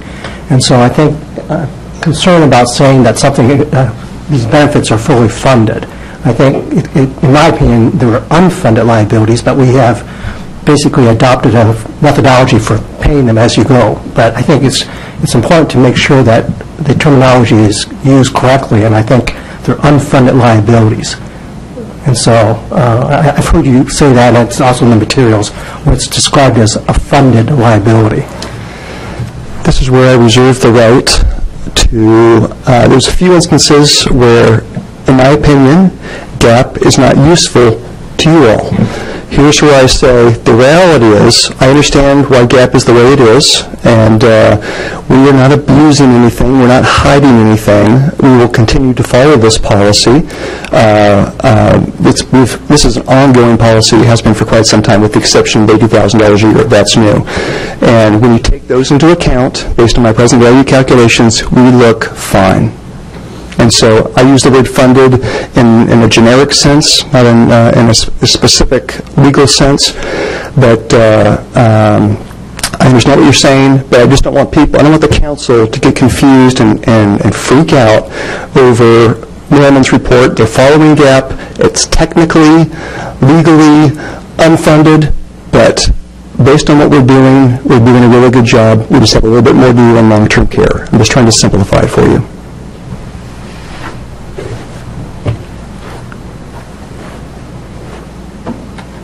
That's really it. This is the last slide, and basically it's what Chip just said. We have some work to do on long-term care. He's going to bring back with the budget process the question of whether or not to use bank capacity to continue to add dollars to the long-term care reserve. So, can I ask a question? I mean, maybe we've talked about this before. On the long-term care, what if we just went out and bought insurance for these people? And just, I mean, someone was pitching insurance to me recently on long-term care, and the premium was like, I don't know, $3,000 a year for a certain amount of coverage, which, given 37 people, that's $111,000 per year. And I don't, but I'm looking at these numbers and looking at what we're proposing here, and I'm just having a hard time understanding whether there's another option here that we need to be looking at. I mean, because this number has gone up. You recall, Chip, that when we started this exercise 7-8 years ago, this number was down like at $2 million for the long-term care, and now it's ballooned to $5 million, and we're about to be asked to make a very significant fiscal decision based on the number. I don't know whether it's the right number or wrong number, but I'm just wondering whether there's a cheaper way here that we need to start looking at. I've not looked at it myself recently. Chris Siegel, your HR director, has looked at it a number of times, and it has not made sense financially. You've either had remember, you can get long-term care at very affordable rates when they're young. When you get into retire age, some of them can't get long-term care. It's not an option. And so it tends to be very, very expensive when you get into your 50s and 60s. Well, and which is where I happen to be. That's a fair question. I understand what you're saying. And that's why I had never looked at it, and I'm still not thrilled about it. But I know what this particular, and this very reputable company was talking about, and it was about $3,000 a year for someone in my age, which is early 60s. So it's something I think when you get to these numbers, then I think we need to start thinking about what's going on. And we could pay for a lot of long-term care insurance and for a lot less than we're talking about spending here to putting seeding away. I'll look into it. Tony. So back to the 80,000 that we're including in the general fund already. So if we were not already baking that in, would the proposal be that we should use the full 123,000 banked capacity? Yes.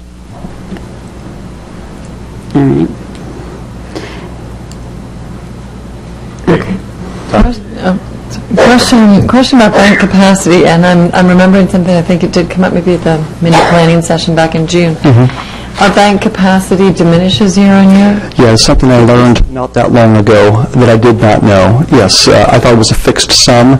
It gets smaller with each year, and so currently this year it's about $123,000, just shy of that. And what would bank capacity be next year? And I guess it'll get smaller. It'll get smaller. I don't know how much smaller. Based on what? How is it that it gets smaller? I honestly cannot explain it. I use the term legal math, and I do not understand. It goes contrary to every understanding I had for many years. I can't explain it. Okay, thanks. John? Sorry, I'm probably starting stuff on this a number of times because I'm kind of formulating as I talk. So the 80,000 from the savings of the health care premiums, that's just general fund money, so it could be used for anything else if we wanted it to. Correct. So we're kind of assuming that this is a priority over other things by continuing to bake it in. Yes. Okay. And if we paid for the 80,000 from the reserve instead of from the general fund,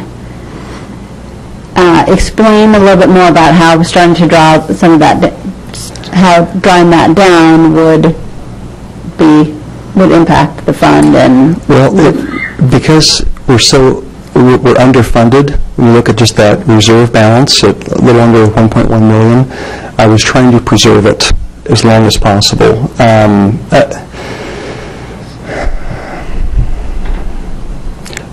Your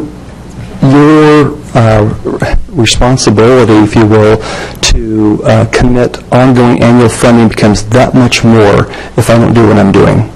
And if we just start drawing down that reserve, I know that's what it's there for. It seems kind of maybe counterintuitive. Why aren't I touching that? It's because it's so underfunded. If it were over 50% funded, I probably would feel differently. I would have no qualms about tapping that. Just so you know,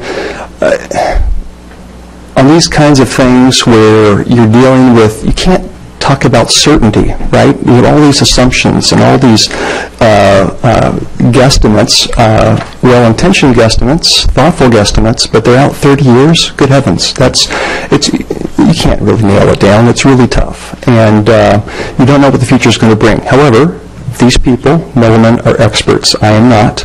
I can do present value calculations, but I'm an expert in all these actuarial assumptions, and it's the best that we have. I personally, if I can get us to we're funded 20 years, I feel good. I feel good as a steward for the city.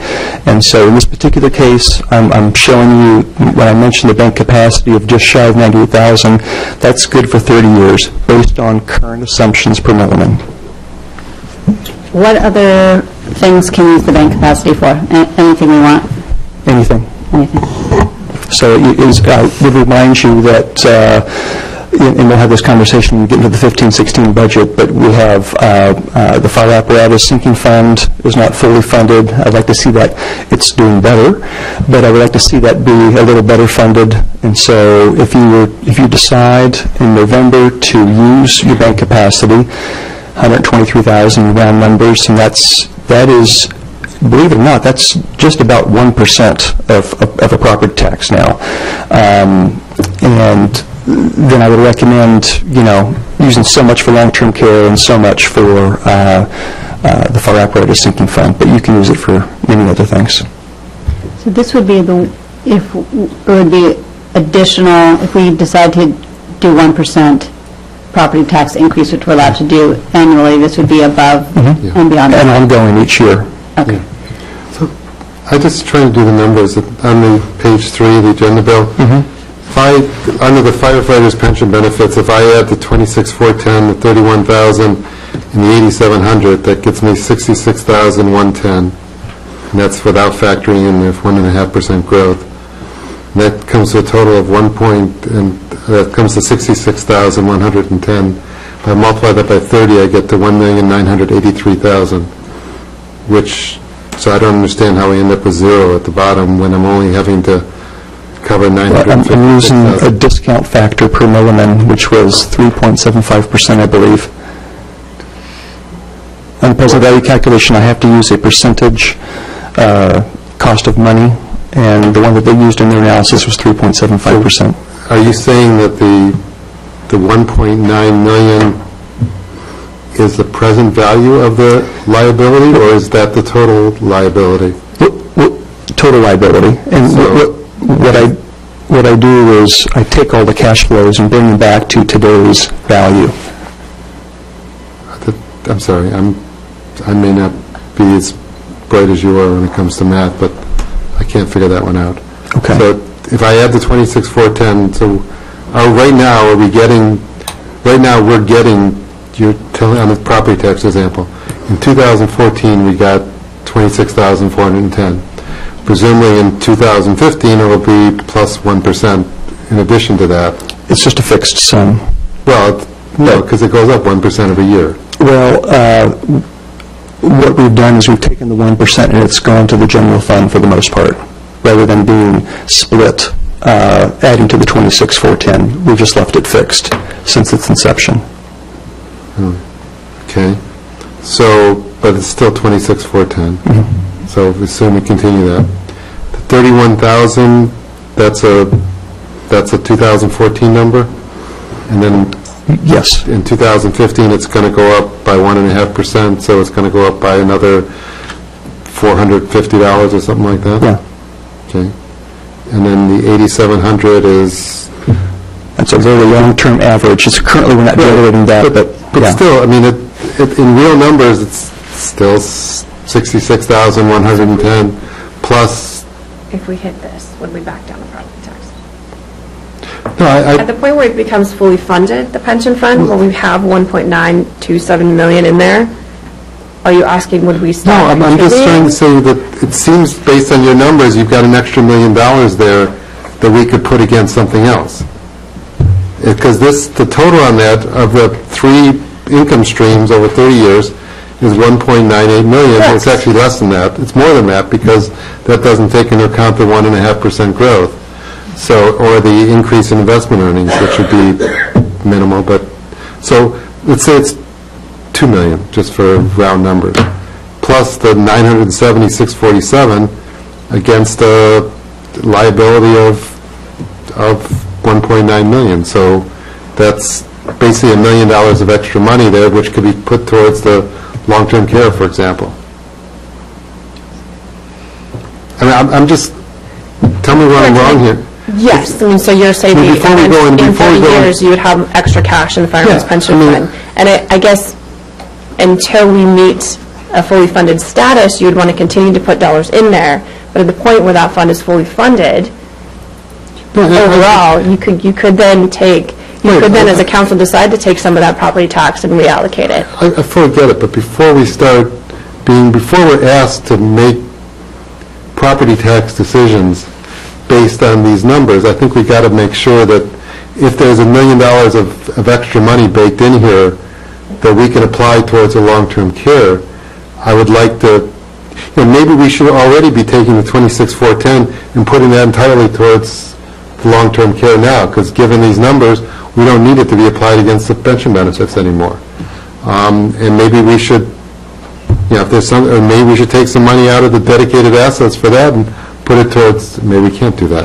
But we can at least take the 26,410 and take that out already and put it all towards long-term care, so we're not, all I'm trying to do, Chip, and Luann, is just make sure we get these numbers right, and I haven't done the other ones, but I think we need to make sure This is one of the fun things I get to do. They're good, but this is a policy that we will bring back to you during the 15-16 budget process because it's a significant issue and because you've seen me propose tapping bank capacity. This will be front and center before you on October 20th when we discuss go over the 15-16 operating budget. So I'll look at the numbers, but I feel confident that they're right, but I will relook at them again, make sure I haven't overlooked something. But this is not your last bite at the apple. We'll be coming back to you on this. It occurs to me that it might be helpful to do a sort of dummies pension. I've got that. I got this the dummy spreadsheet that I can show you that I think that way you're not having to worry about present value calculations. You can think in terms of cash flows. Myself here. You can think the point being that if you look over time, is the 1.9 million. I've got a spreadsheet that I think will do that for you. Some future times dollars and each of these other numbers. I actually thought about adding that to your packet, but I was trying to keep it simple. But yes, I will show you my spreadsheet. I think there's a council, interest in it's a lot of money. Understanding that better. Yeah. So no problem. Okay, Tana? This maybe gets more to the bank capacity and less to the this benefits issue. Are you proposing using that 25,000 remaining bank capacity for other things this coming year? I would recommend. Well, like I said, there's lots of things that could vie for that money. I at this point would lean towards the fire apparatus sinking fund. But, and again, it is available to be used to shore up youth and family services, to shore up Absolutely. community center, to shore up many other things. Okay. Absolutely. This will become clear as we kind of talk about the 15-16 budget and you see Noel's budget message and kind of look at the big picture. As I've said to the council before, and this is not a popular thing to say, but we're getting by because of the high level of development activity. Now, Deputy Mayor Grass will remember, back when my early years here, we're going through a high level of activity, and we would generate over $1 million to $2 million general fund surplus. And I would tell the council, don't get hooked on that. That is temporary. And I would get lots of smiles and winks. No, it really is temporary. You can't bank on it. We're having the same phenomena right now that generates construction sales tax and development fees. That does not last forever. And I'm able to balance the 15-16 budget primarily, not exclusively, but primarily because of it. But if you want to maintain current levels of service, a levy load lift discussion is in our future. And you'll see that in the budget message, a discussion with the community, if the council wants to go there, in 16 for a load lift vote in November of 2016. When you connect all the dots, that's where this is going. When you're redoing the math, also, if you look at your long-term care numbers, that is, if you add up again the 80, the 26,410, and the 15,000, that gets you to about 121,410. If you multiply that by 30, that gets you to 3,642,000. If you add to that the 1,067,000, that leaves you with a total of 4.7 million, which leaves you a deficit of about 670,000 instead of 1,696,000. Again, I'm not sure what.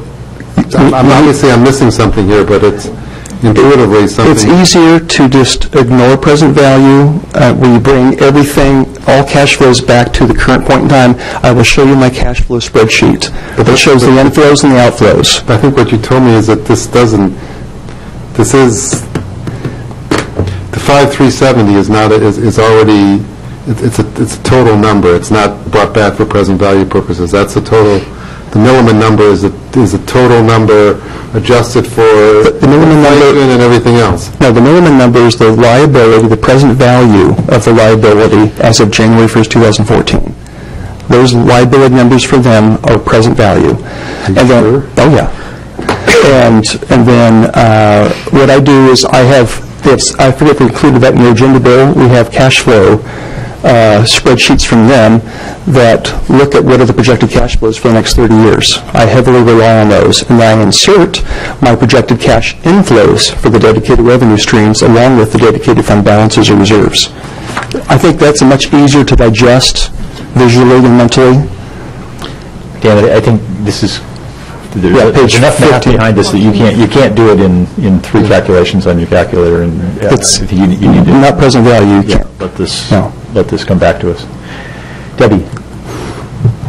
I do feel somewhat compelled to go back to a statement you made just a few minutes ago, and that is about the fact that we're headed to a levy lift vote in November of 16. And I personally don't feel comfortable having directional statements like that made at this point. I feel that it's far too soon.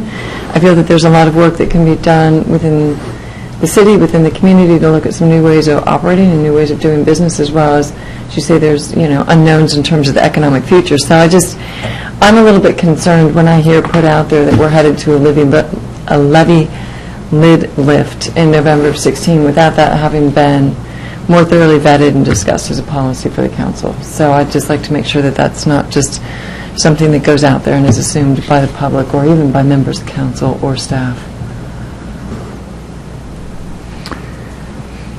We'll talk about it more.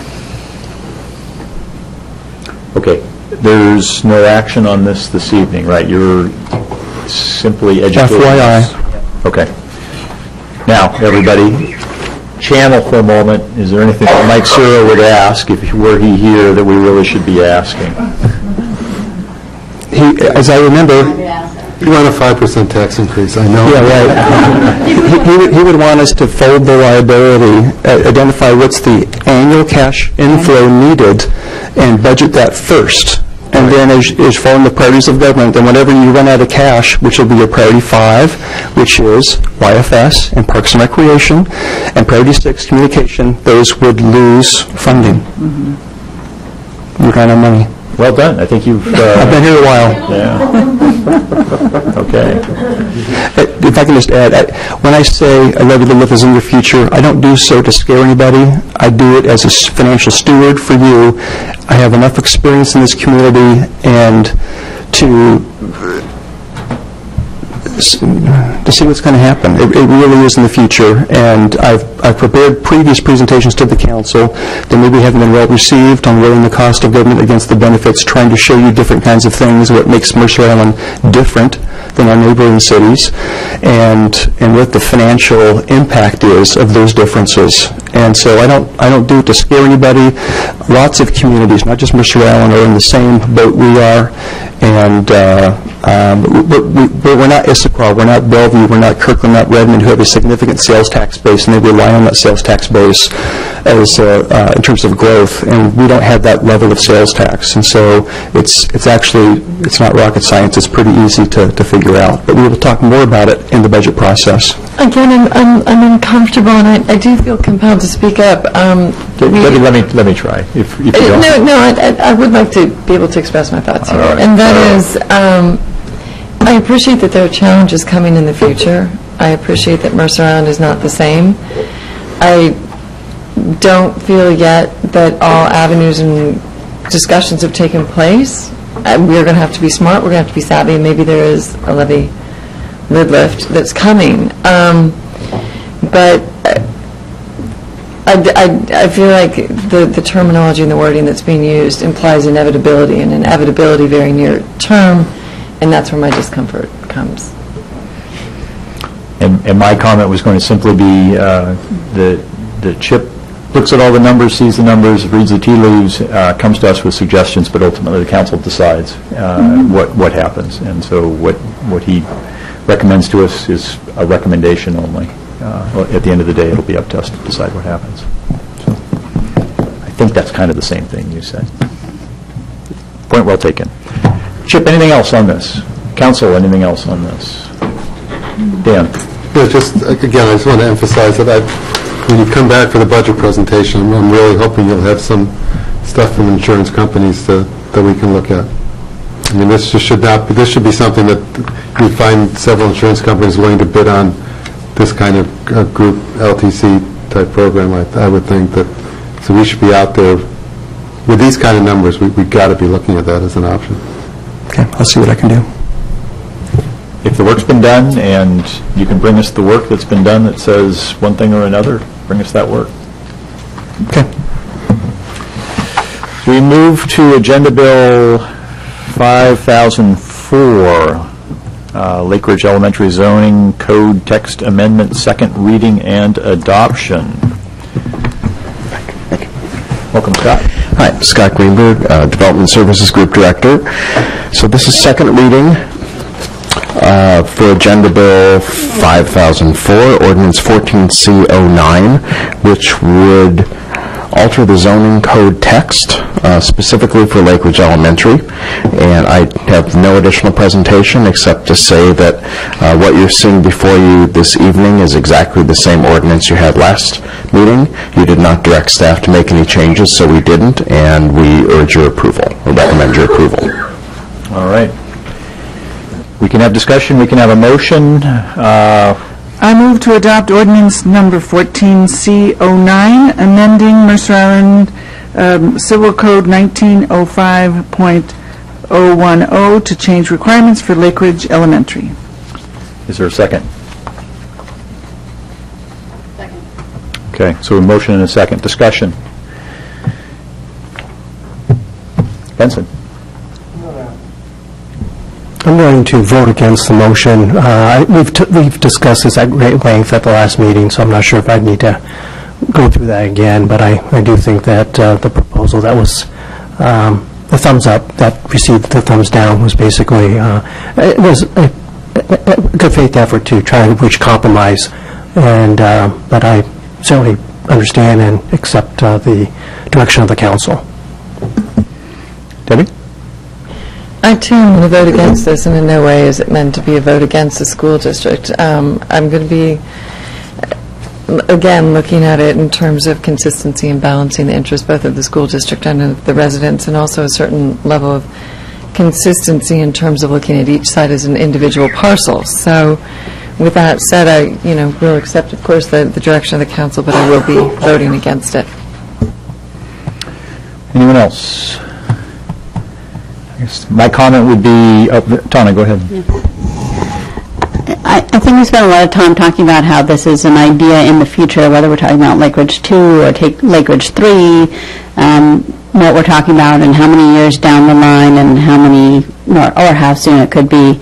And I think looking at those balances, I feel like both of these are things could happen, things couldn't happen. And so if you look at balancing the interests in a situation where we're not sure what could happen, and people could still ask for variances, and we still have to get approved, I think as a steward of our entire community and looking at the benefit for the most people, I think that I have come down on the side of supporting the school district's interests, making sure that we don't limit any future buildings and future resources that they might need to accommodate all of the children and people on our island, especially without knowing what that might bring, whether it's a lot more or a lot less. So for that reason, I, with difficulty, will support this.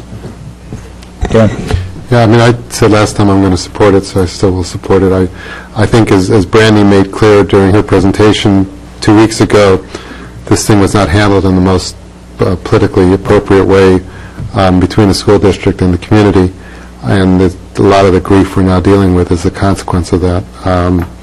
But at the end of the day, the particular property owners in question are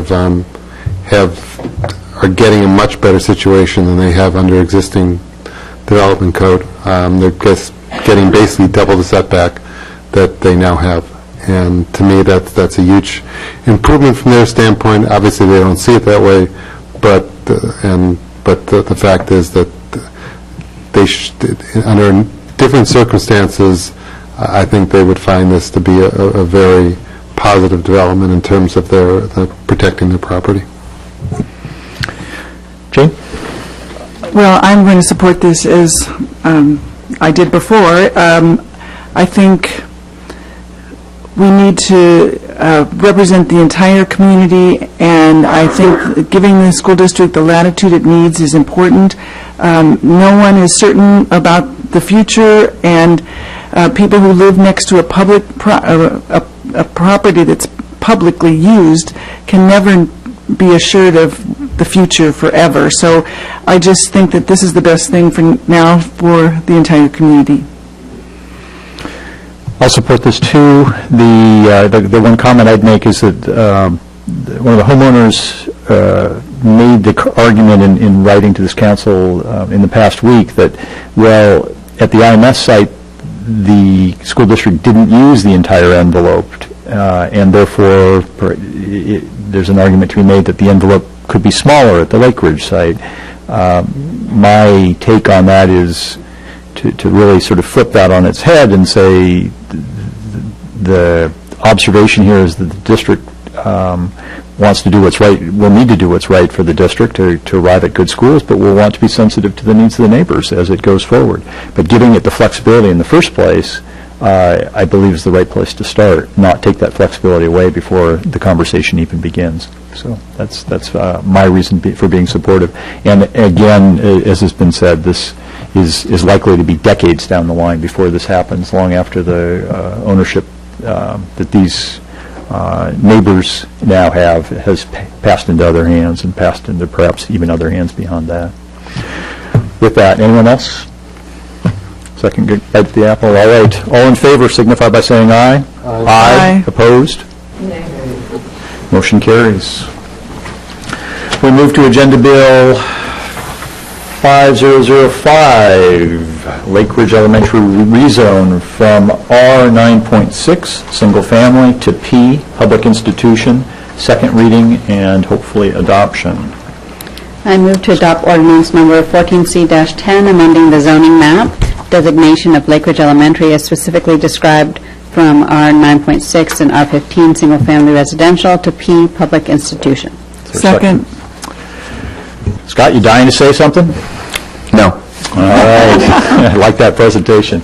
Any discussion on this? Can I just clarify for the people who might be listening? So this is actually just changing the zoning for Lake Ridge, which is currently residential, to P public. It's not specifying at this point then what the setbacks, et cetera, are. That's correct. Oh, great. Thank you.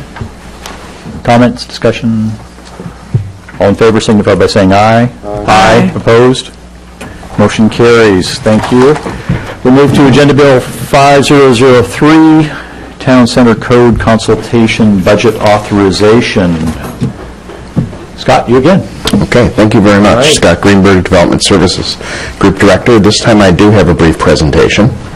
As you're aware, the Town Center Visioning Subcommittee was established by the City Council at your January 2014 planning session. That committee consists of Deputy Mayor Grouse and council members Sen and Wong. Following a community conversation in May of this year about the Town Center vision, the subcommittee, after listening to that conversation, prepared a list of 30 proposed priorities and or action items. At your June 2014 mini-planning session, the council authorized the subcommittee to propose items for consideration in the next biennial budget. The subcommittee's top priority is to use zoning to control the form and character of development.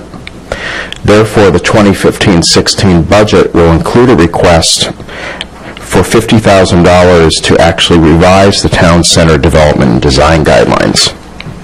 But the subcommittee believes that there's some urgency to start that work now, to hire a consultant to take a good hard look at our design guidelines and to recommend elements that would be included in a code amendment that would occur next year. The subcommittee is requesting budget authorization of up to $25,000 for this initial scoping work and hiring of the consultant. And if authorized, the consultant would be hired by early October, and this initial scoping work would be completed by the end of 2014. The funding for this phase of the project, as well as the 2015-16 budget request, which isn't before you tonight, just the first phase is proposed to come from the beautification fund. So the subcommittee and staff is recommending that the council appropriate $25,000 from the beautification fund to fund phase 1 of this project.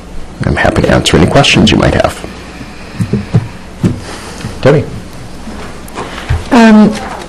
Thanks. I think this is some great work. I'd be interested if you can take us through the process by which the committee came to prioritize the shaded areas, and then in particular, if you could just elaborate a little bit more, not having been as detailed, priority 8, number 4, what that means. But I'd be curious, but again, about how you came to this list, and then if you can explain a little bit about.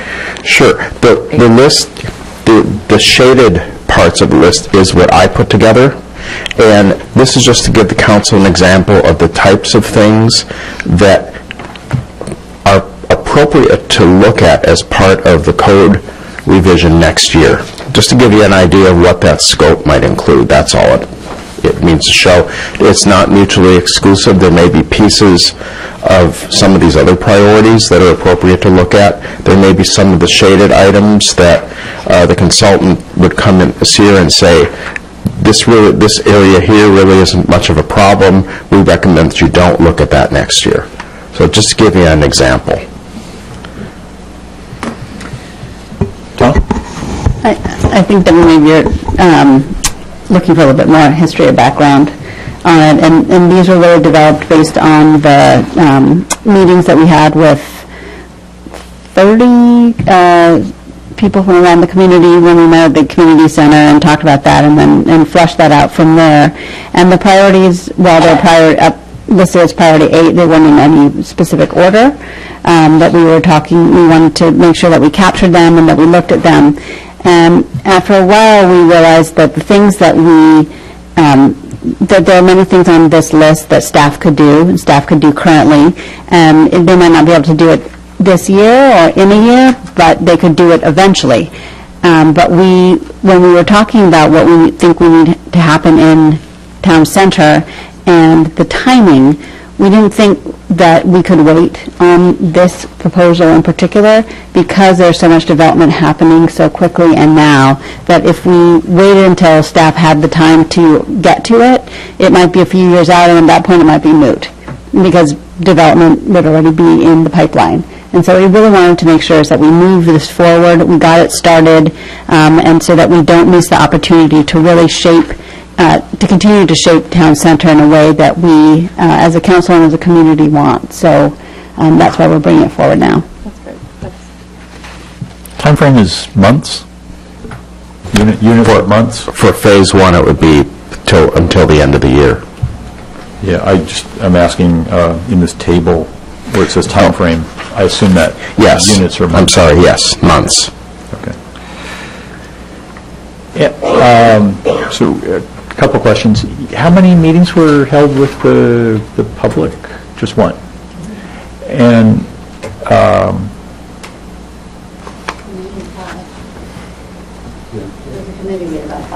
okay, but there was just council and staff at that time.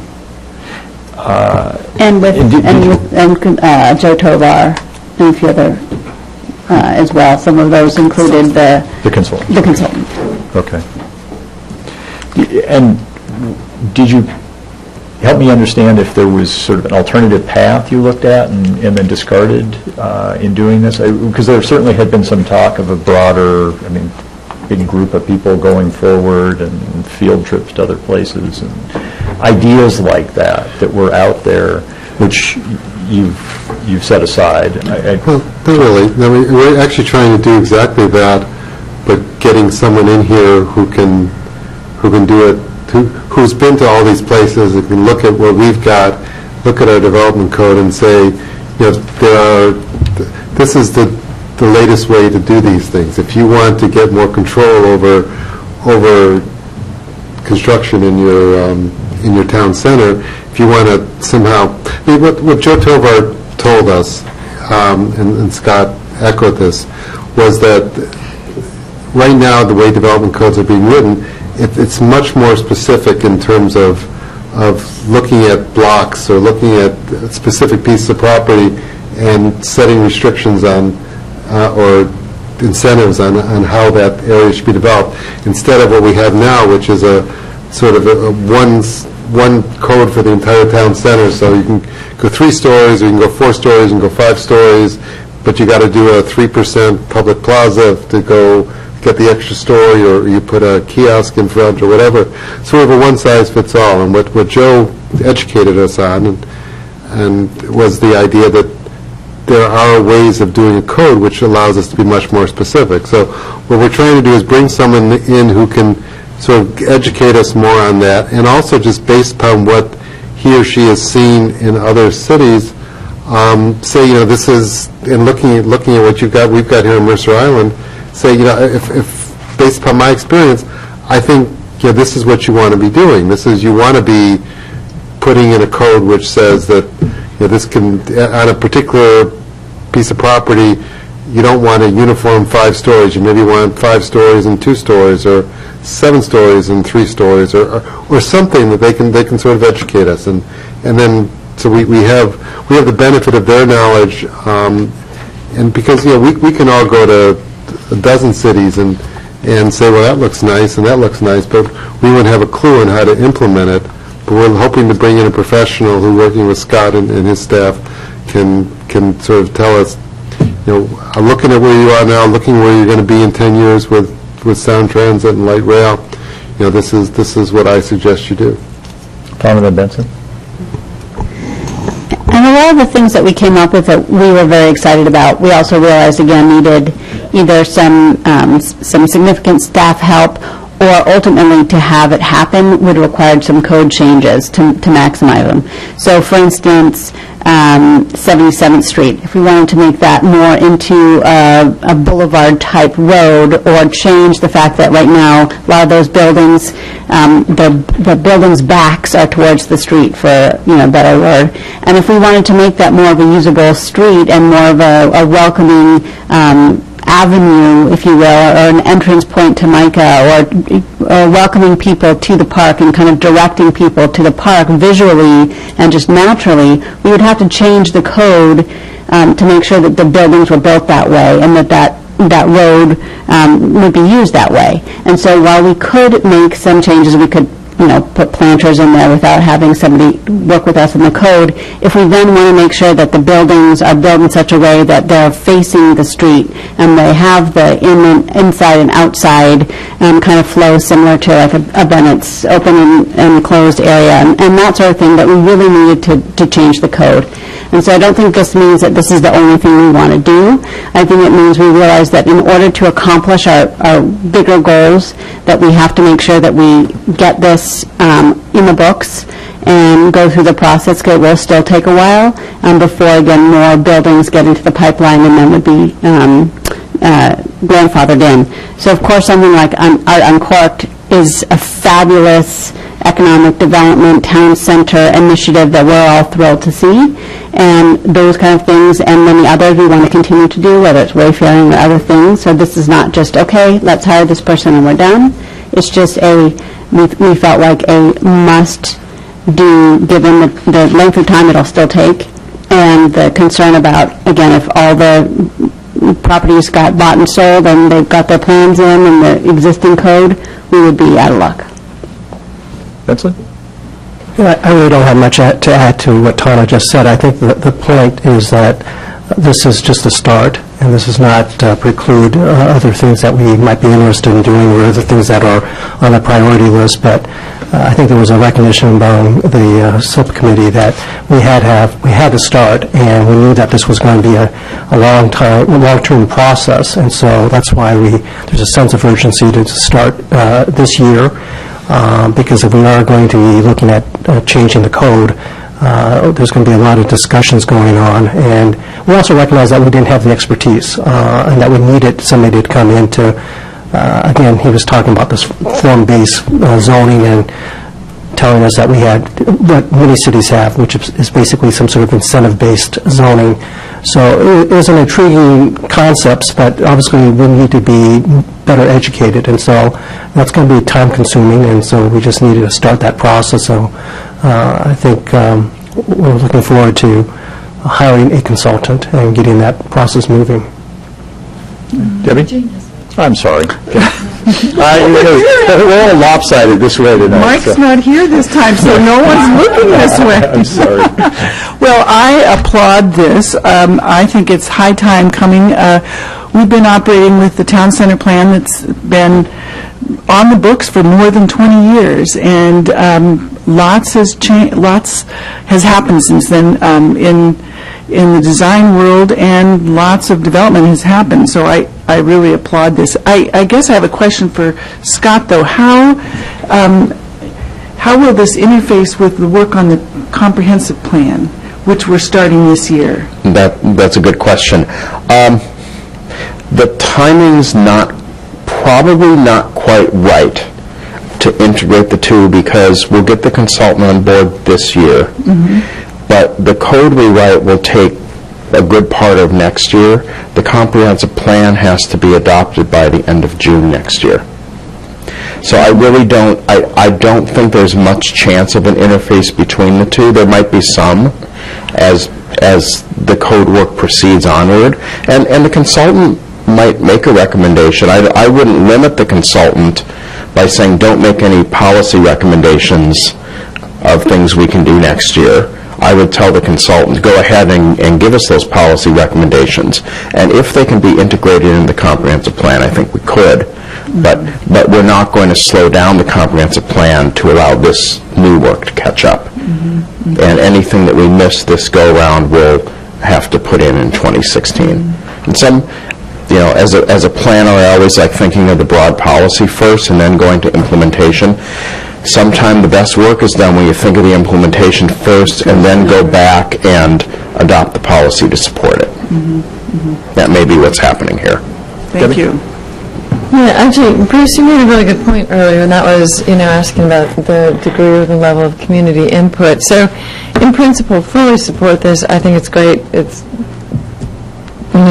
past due in some senses, and I'm sure there's probably need for even greater than 25,000. But what I also think is going to be incredibly important is that within the scope of work defined for this consultant, that there be an appropriate amount of community input, and that means both people, who are commercial real estate, who have retail business in the town center, but also the community at large, because ultimately the community that we're serving right now are Mercer Islanders. Might change, more or less in the coming years or decades, but to me, to make sure that we're hiring this person and there's a community outreach component that's baked in is pretty important. A couple questions. Scott, staff supports this? You think Yes. this is the right way to go? Yes. Okay. And this is a particular skill set you're looking for here. Is there someone out there who you're going to be able to bring in pretty quickly to put to work on this, you think? Yes. Yeah, I've already been talking to several firms that do this kind of work, and they're interested. Okay. Jane? Oh, and I just would like to add that as the protectress of the beautification fund, this is a perfect use of the beautification fund money. All right. Any other questions, comments, discussion? All right, then motion is to approve $25,000 in the beautification fund for professional services for phase 1 of the town center development and design guidelines revisions. All in favor signify by saying aye. Aye. Opposed? We didn't have a motion. No, we didn't have I thought we did. I was just going to second it, but I blew things earlier. I'm happy to move it, though. I'll move it, and you can second it if you'd like. Go ahead. I move that we appropriate $25,000 of the beautification fund for professional services for Phase 1 of the Town Center Development and Design Guidelines revisions. Second. All right, now it's been moved and seconded. Any further discussion? All in favor signify by saying aye. Aye. Opposed? Motion carries. You can change your mind in 30 seconds. Thank you, Scott.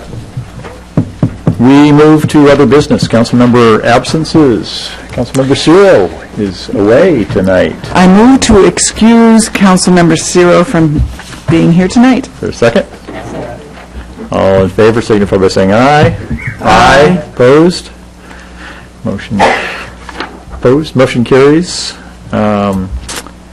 Jane, and the upcoming absences, you're gone from the next meeting, Yes, October 6th. Any other upcoming absences of which we should be aware?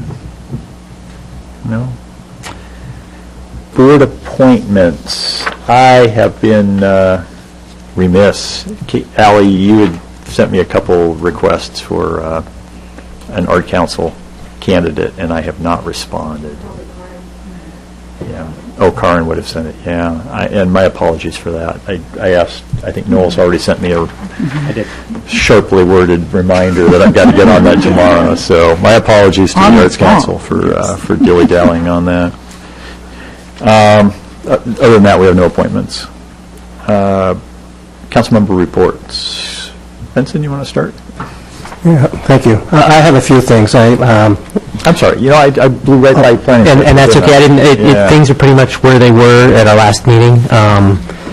So the only thing I'd mention is we've got our joint meeting with the school board coming up. As I mentioned before, one of our primary agenda items will be the YFS budget and some of the work that's going to go on moving ahead to engage the community in some of that work in the school district.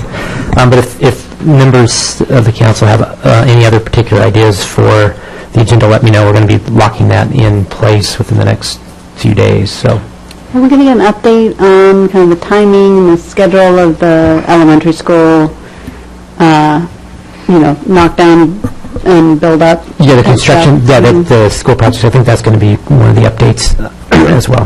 Didn't they just go to permitting this week? Was that the permit? Yes. So, on the planning schedule, we talked the last meeting on the oil spill remediation. Is that going to be a separate item, or are you going to cover that in the budget session? Let me double check with. Let me double check with Chip and Glenn. I know that the two consultants are still working on a plan. I think their work is just about done, and we've got some ideas about a next step, and then we're developing a budget for that. But I need to double check the timing. All right, back to council member reports. Benson. Yeah, I just wanted to share a few things. This past week I attended the Public Issues Committee for the Sound Cities Association, and these are things that may be coming before the Mercer Island City Council. There was a fair amount of time spent talking about the funding crisis of the Department of Public Health, Seattle-King County. It basically shared that for 2014 there's a $12 million deficit. For the budget year 2015-2016, there's going to be a projected $30 million budget deficit. And so what's being proposed is the closure of 4 out of the 10 public health centers in King County. And the reason why it comes before the Sound Cities Association is that they're talking about closing one in Auburn, one in Federal Way, one in White Center, and one in North Shore. And so, obviously the city councils for Federal Way and Auburn have already passed resolutions opposing the closure. We're talking about 37,000 or more than 37,000 people being affected. Most of these people are people of color, low income, a lot of single mothers, and also people who don't speak English. And so, anyway, there's this the City of Auburn and City of Federal Way are sort of trying to gather support. They've already said that they're going to go back to the Sound Cities Association seeking a letter of support or some sort of resolution. And so that obviously is going to come back to Mercer Island to see where we stand. And I think it'd be helpful if this council was able to give Dan, who is our representative, I just happened to be there because Dan couldn't make it, but it'd be helpful to have some sort of guidance on that issue. There was also, just a quick note, King County is pushing or developing this youth action plan, and this is kind of late notice, but they are looking for community input. Unfortunately, the 4 community outreach efforts are not really conveniently located to folks on Mercer Island, but they are looking for young people to participate. I think the closest one is in Crooklyn on October 1 at the, I had it down, but anyway, we can get more information. I'll get it to Noel if you don't have it, but again, they are looking for input from students and other young people. The purpose of this youth action plan is basically to help the county coordinate their services that are aimed at the youth. And right now, it's being handled by a number of different agencies, and they're trying to coordinate better services. And then I guess the last thing I just wanted to report is I attended a PSRC regional TOD advisory committee. So you may remember that we signed on as a regional compact party. There is now 37 signatories to this regional compact. They are in the process of trying to refine their toolkit that's available to cities and nonprofits and developers. And so one thing that they're doing is that they're going to tailor-make the toolkit for local governments. And so they're looking for input from local governments, and I pass that on to Noel, and hopefully we'll be able to get back and provide them some suggestions. The thing that they also mentioned that they may be coming back to the signatories of the compact is that they're also developing a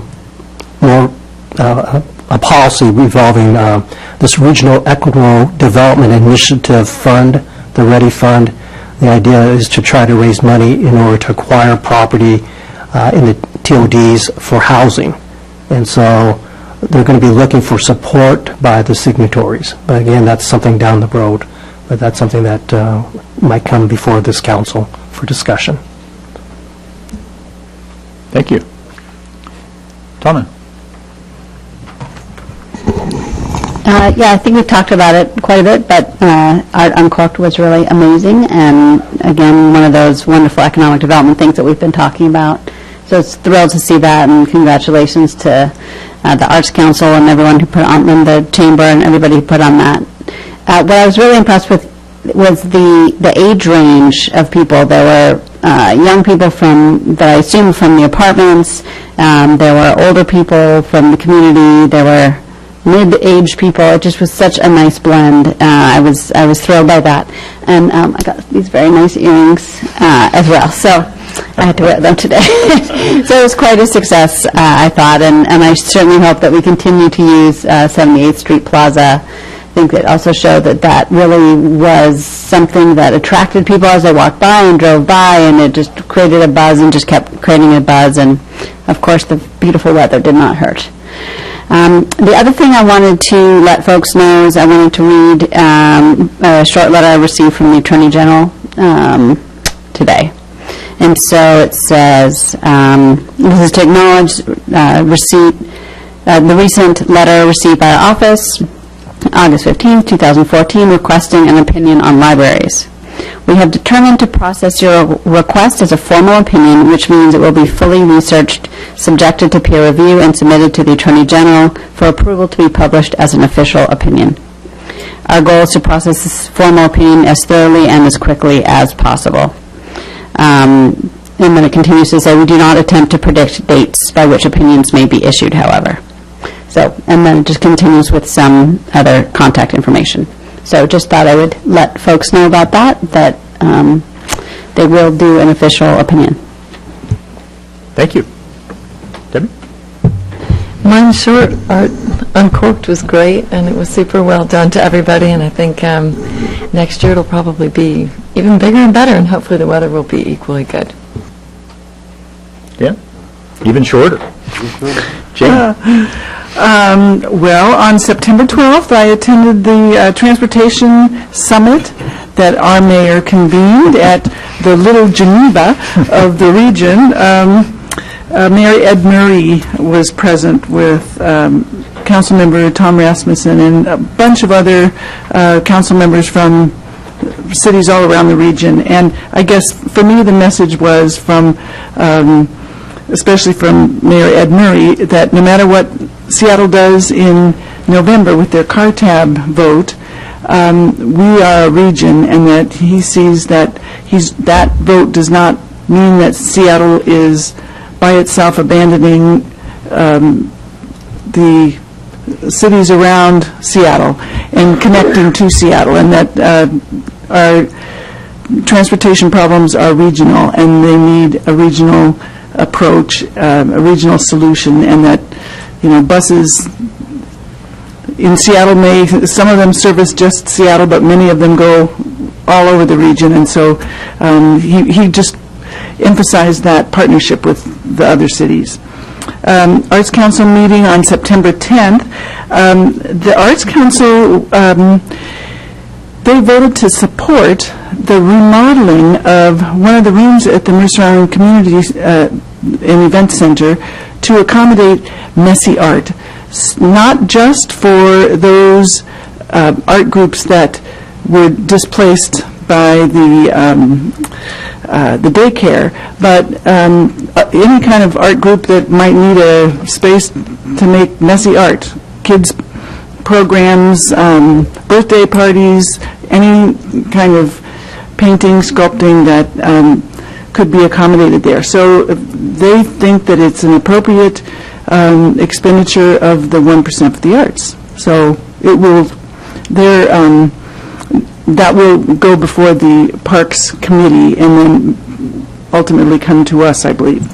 But they support the idea, and I think it should be a signal to the community that we want more art on the island, and we need to get the usage of that room up beyond those few classes that were displaced. So, and then Art Uncorked, I have to say that Terry Mormon and Sandy Malouf, and especially Nanette Bassett, oh my gosh, what a powerhouse. It would not have been, it wouldn't have even happened had not Nanette been out there. Every night she was posting to Facebook and doing the most incredible spreadsheet. And anyway, it was an amazing effort, and she led the way. And I want to thank all the sponsors, and the Chamber, and Mercer Island Visual Arts League was a major sponsor, and the city as well. And the Maintenance Department and the Park and Rec Department were wonderful. They were out there. I just returned a little wrench tonight, and also now, permanently, we know that the lights on... Jane was out there. Oh, well, it was very important. It's the wrench that opens the back of the light standards, the decorative light fixtures out on Sunset. So I was desperately afraid of losing it. Because of this event, there can be more evening events with lights. So we got the electricity thing worked out. So it was wonderful. So thank you to everybody who came, and come next year. Very good. Let's see. The Art Uncorked, the comment I heard from a couple of people was, well, we should block off all summer long. and have activities out there. So I thought that was, yeah, that was the comment I heard. No.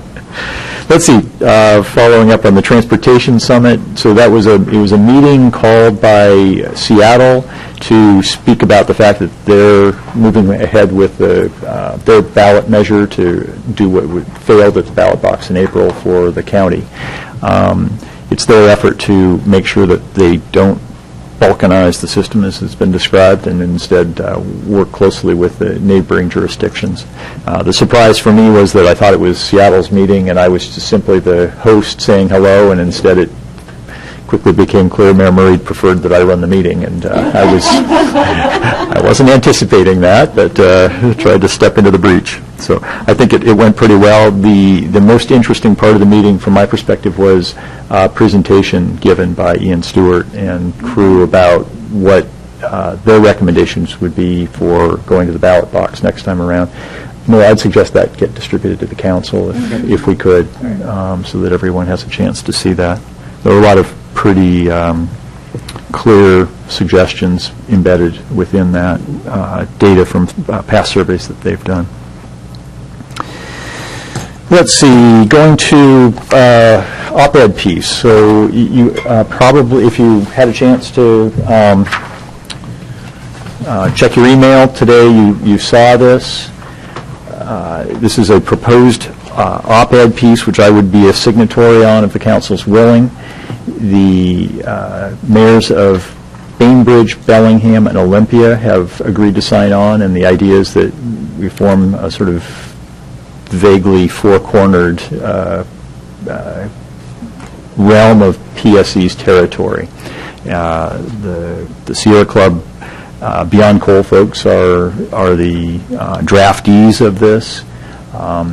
As I mentioned in my email, the language is a little bit more strident than I would have picked, but the other mayors are already on board, and my feeling is that this aligns well with the message we've been delivering in general, and I would be supportive of signing this and would ask for your support. Noel, I had a conversation today with Dave Nomura, who I asked, because PSE has passed through Noel, that they have some concerns about us signing this, because obviously it's directed towards them and their operation. I had a conversation with him today to find out what his concerns were. His primary concern was less the letter and more the conversation that's been going on around the letter in other councils, where there's been a fairly heated conversation apparently, including statements that he felt were inaccurate. And I said, it's not our intent to turn this into a public debate. I'm simply asking for your support as we have in past measures, and I didn't think there was likely to be an issue with wild statements being made, but that was primarily his concern. I put this before Benson and Tana as the Sustainability Subcommittee members. You both raised the question of what PSE has as latitude to act on this, and got an answer back from Doug Howell of the Sierra Club, whose feeling is that it comes down to an accounting question for PSE as to whether they are accounting for the various liabilities that exist within this. PSE will, I asked that question of Dave Nomura, and he says, well, we're doing the accounting as we're required to do it. If the state invokes a carbon tax, the accounting process changes. So there is certainly a difference of opinion about how the accounting ought to work. Noel, Dave said you were having a meeting with him today, too. Do you want to add anything on that? No, I think he basically gave the same message to me. The only other thing he said is that PSE they understand where the public and the state would like to go on this. It's from PSE's view, it's very complicated in terms of both the legal and the financial way to get out of coal, but it's something they're looking at and will continue to look at, was the only other thing he conveyed to me. Jane? Bainbridge, Bellingham, Olympia, and then Mercer, are they seeking signatures from other mayors? No, they're thinking for sort of marking four corners. Okay, the letter only mentions It's not really square, 3. but, yeah, The letter doesn't include Bainbridge. Bainbridge wasn't on the early draft, but Okay, they've so- signed on. Other questions? Thumbs up, thumbs down on this, if you're prepared for that? Jane, are you okay with it? Okay. Thank you very much for that. Dan, Noel, and I had a meeting with WashDOT representatives this week to ask the question about, or late last week to ask, and thank you, and Jane, to ask about how they're implementing the R8A such that Mercer Islanders retain their access to the HOV lanes. We haven't talked to really get our stories straight, but I would say they didn't give us a very conclusive or clear answer to that. If those, and we asked them to go away and work on it some more. Would any of you elaborate or state that? Can you specify more specifically what the question was? Will we have access or how do we have access? We've been told repeatedly we will have access, but it begs the question of how they will arrange things such that that can occur and not just have everybody flowing into that lane. Yeah, they did make it clear there will not be a physical barrier between the HOV lane and the other lanes. So that's not the way they're going to do it. So then we pressed them, so how are they going to do it? And their response was, well, the State Patrol will enforce it. And we said that's not sufficient because we don't know what it is and how they're going to enforce it. And so they said they were going to go back and think about that some more. But I mean, it was a very, and the other area that we talked about was just what is the traffic impact when you change the exits and entrance ramps onto Mercer Island after you close the center roadway. Just what exactly is life going to be like on Mercer Island and Town Center and Island Crest Way? And they said, well, we assume that there's some studies that we did on that when we got U.S. DOT approval for this project, but we're not familiar with them, so we're going to go try to find them, and it was anything but inspiring or confidence building. So I'd be very curious to see. I mean, it was not what I would call something that any of us walked away from feeling like, wow, now we feel better about that. I guess the other question we did raise, and Lisa Belden gets the credit for asking this question, but was she sort of pieced together from some different documents a concern that the HOV access from Island Crest, if you kind of piece the language together, you can arrive at the possibility that they would preclude us from doing that because it could lead, because there'd be additional vehicles entering that HOV lane, that it could lead to them precluding us using that because the accident rate's gone up. So question asked, we've got to get them the actual documentation so that they can stare at it more, but that's out there at this point. So moving on, bus rider survey is in progress. I think we've gotten so we've got surveyors riding buses and asking people to fill out a hard copy survey. We've got an URL, and are asking anybody who's a bus rider to go to a link and fill out a survey online. I think, Kristen, you said we got something like 100 responses from the surveyor, and last check we had some 50 or so online. Yeah, we have 75 so far from the on-bus surveys, and 55 so far online. Mm-hmm. So we're making some pretty good headway there, and I think they'll be out again tomorrow if anybody wants to ride at 2:02 tomorrow morning at 7-something. See what the surveyor is up to. I rode 4 trips, I guess, with them the other day, and had a chance to kind of see how that went. I'm sorry? No, as a surveyor, you don't. Yes. Yes. Did you have the 205 as well? Yeah, the 205, I think tomorrow they were looking at doing a 202 and a 205. Can't remember what else. That might have been it. Those are tough ones because they're one-way trips, right? Did you capture the different community that goes up there? Yes. Yeah, and those need to be captured. He did spend most of one day on a 213, 203, and caught almost nobody. So, and I don't know if you saw Danny Westneat's piece in the Times today, but he was talking about trying to be car-free for the summer or for the year, and couldn't get on buses. So, yesterday, yeah, sorry, yesterday. Blamed on Amazon. So, in addition, flyers that look like this are going on to buses for people to pick up, and hopefully either we'll have the drivers handing them out or people noticing them and picking them up and filling out the survey, even in the absence of surveyors.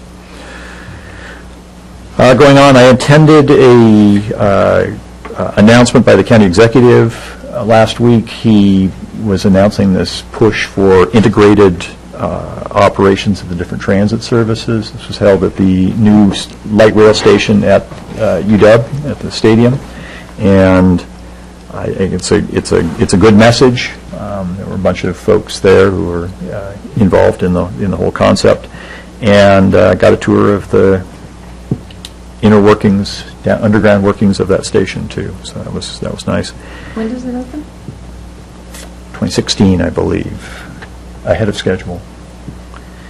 And then finally, on Friday, attended the Mayors of the East Side function at Leadership East Side, which I was a graduate of some years ago, held for their new class, their incoming class, and that was a lot of folks, observing, I think 8 of us regional mayors that had a chance to just fill them with wisdom. So, with that, that's all I've got. That was a long one. Thank you for sticking with me. Anything else for the good of the order? All right, we are adjourned. Thank you. Now that we adjourned the EIS,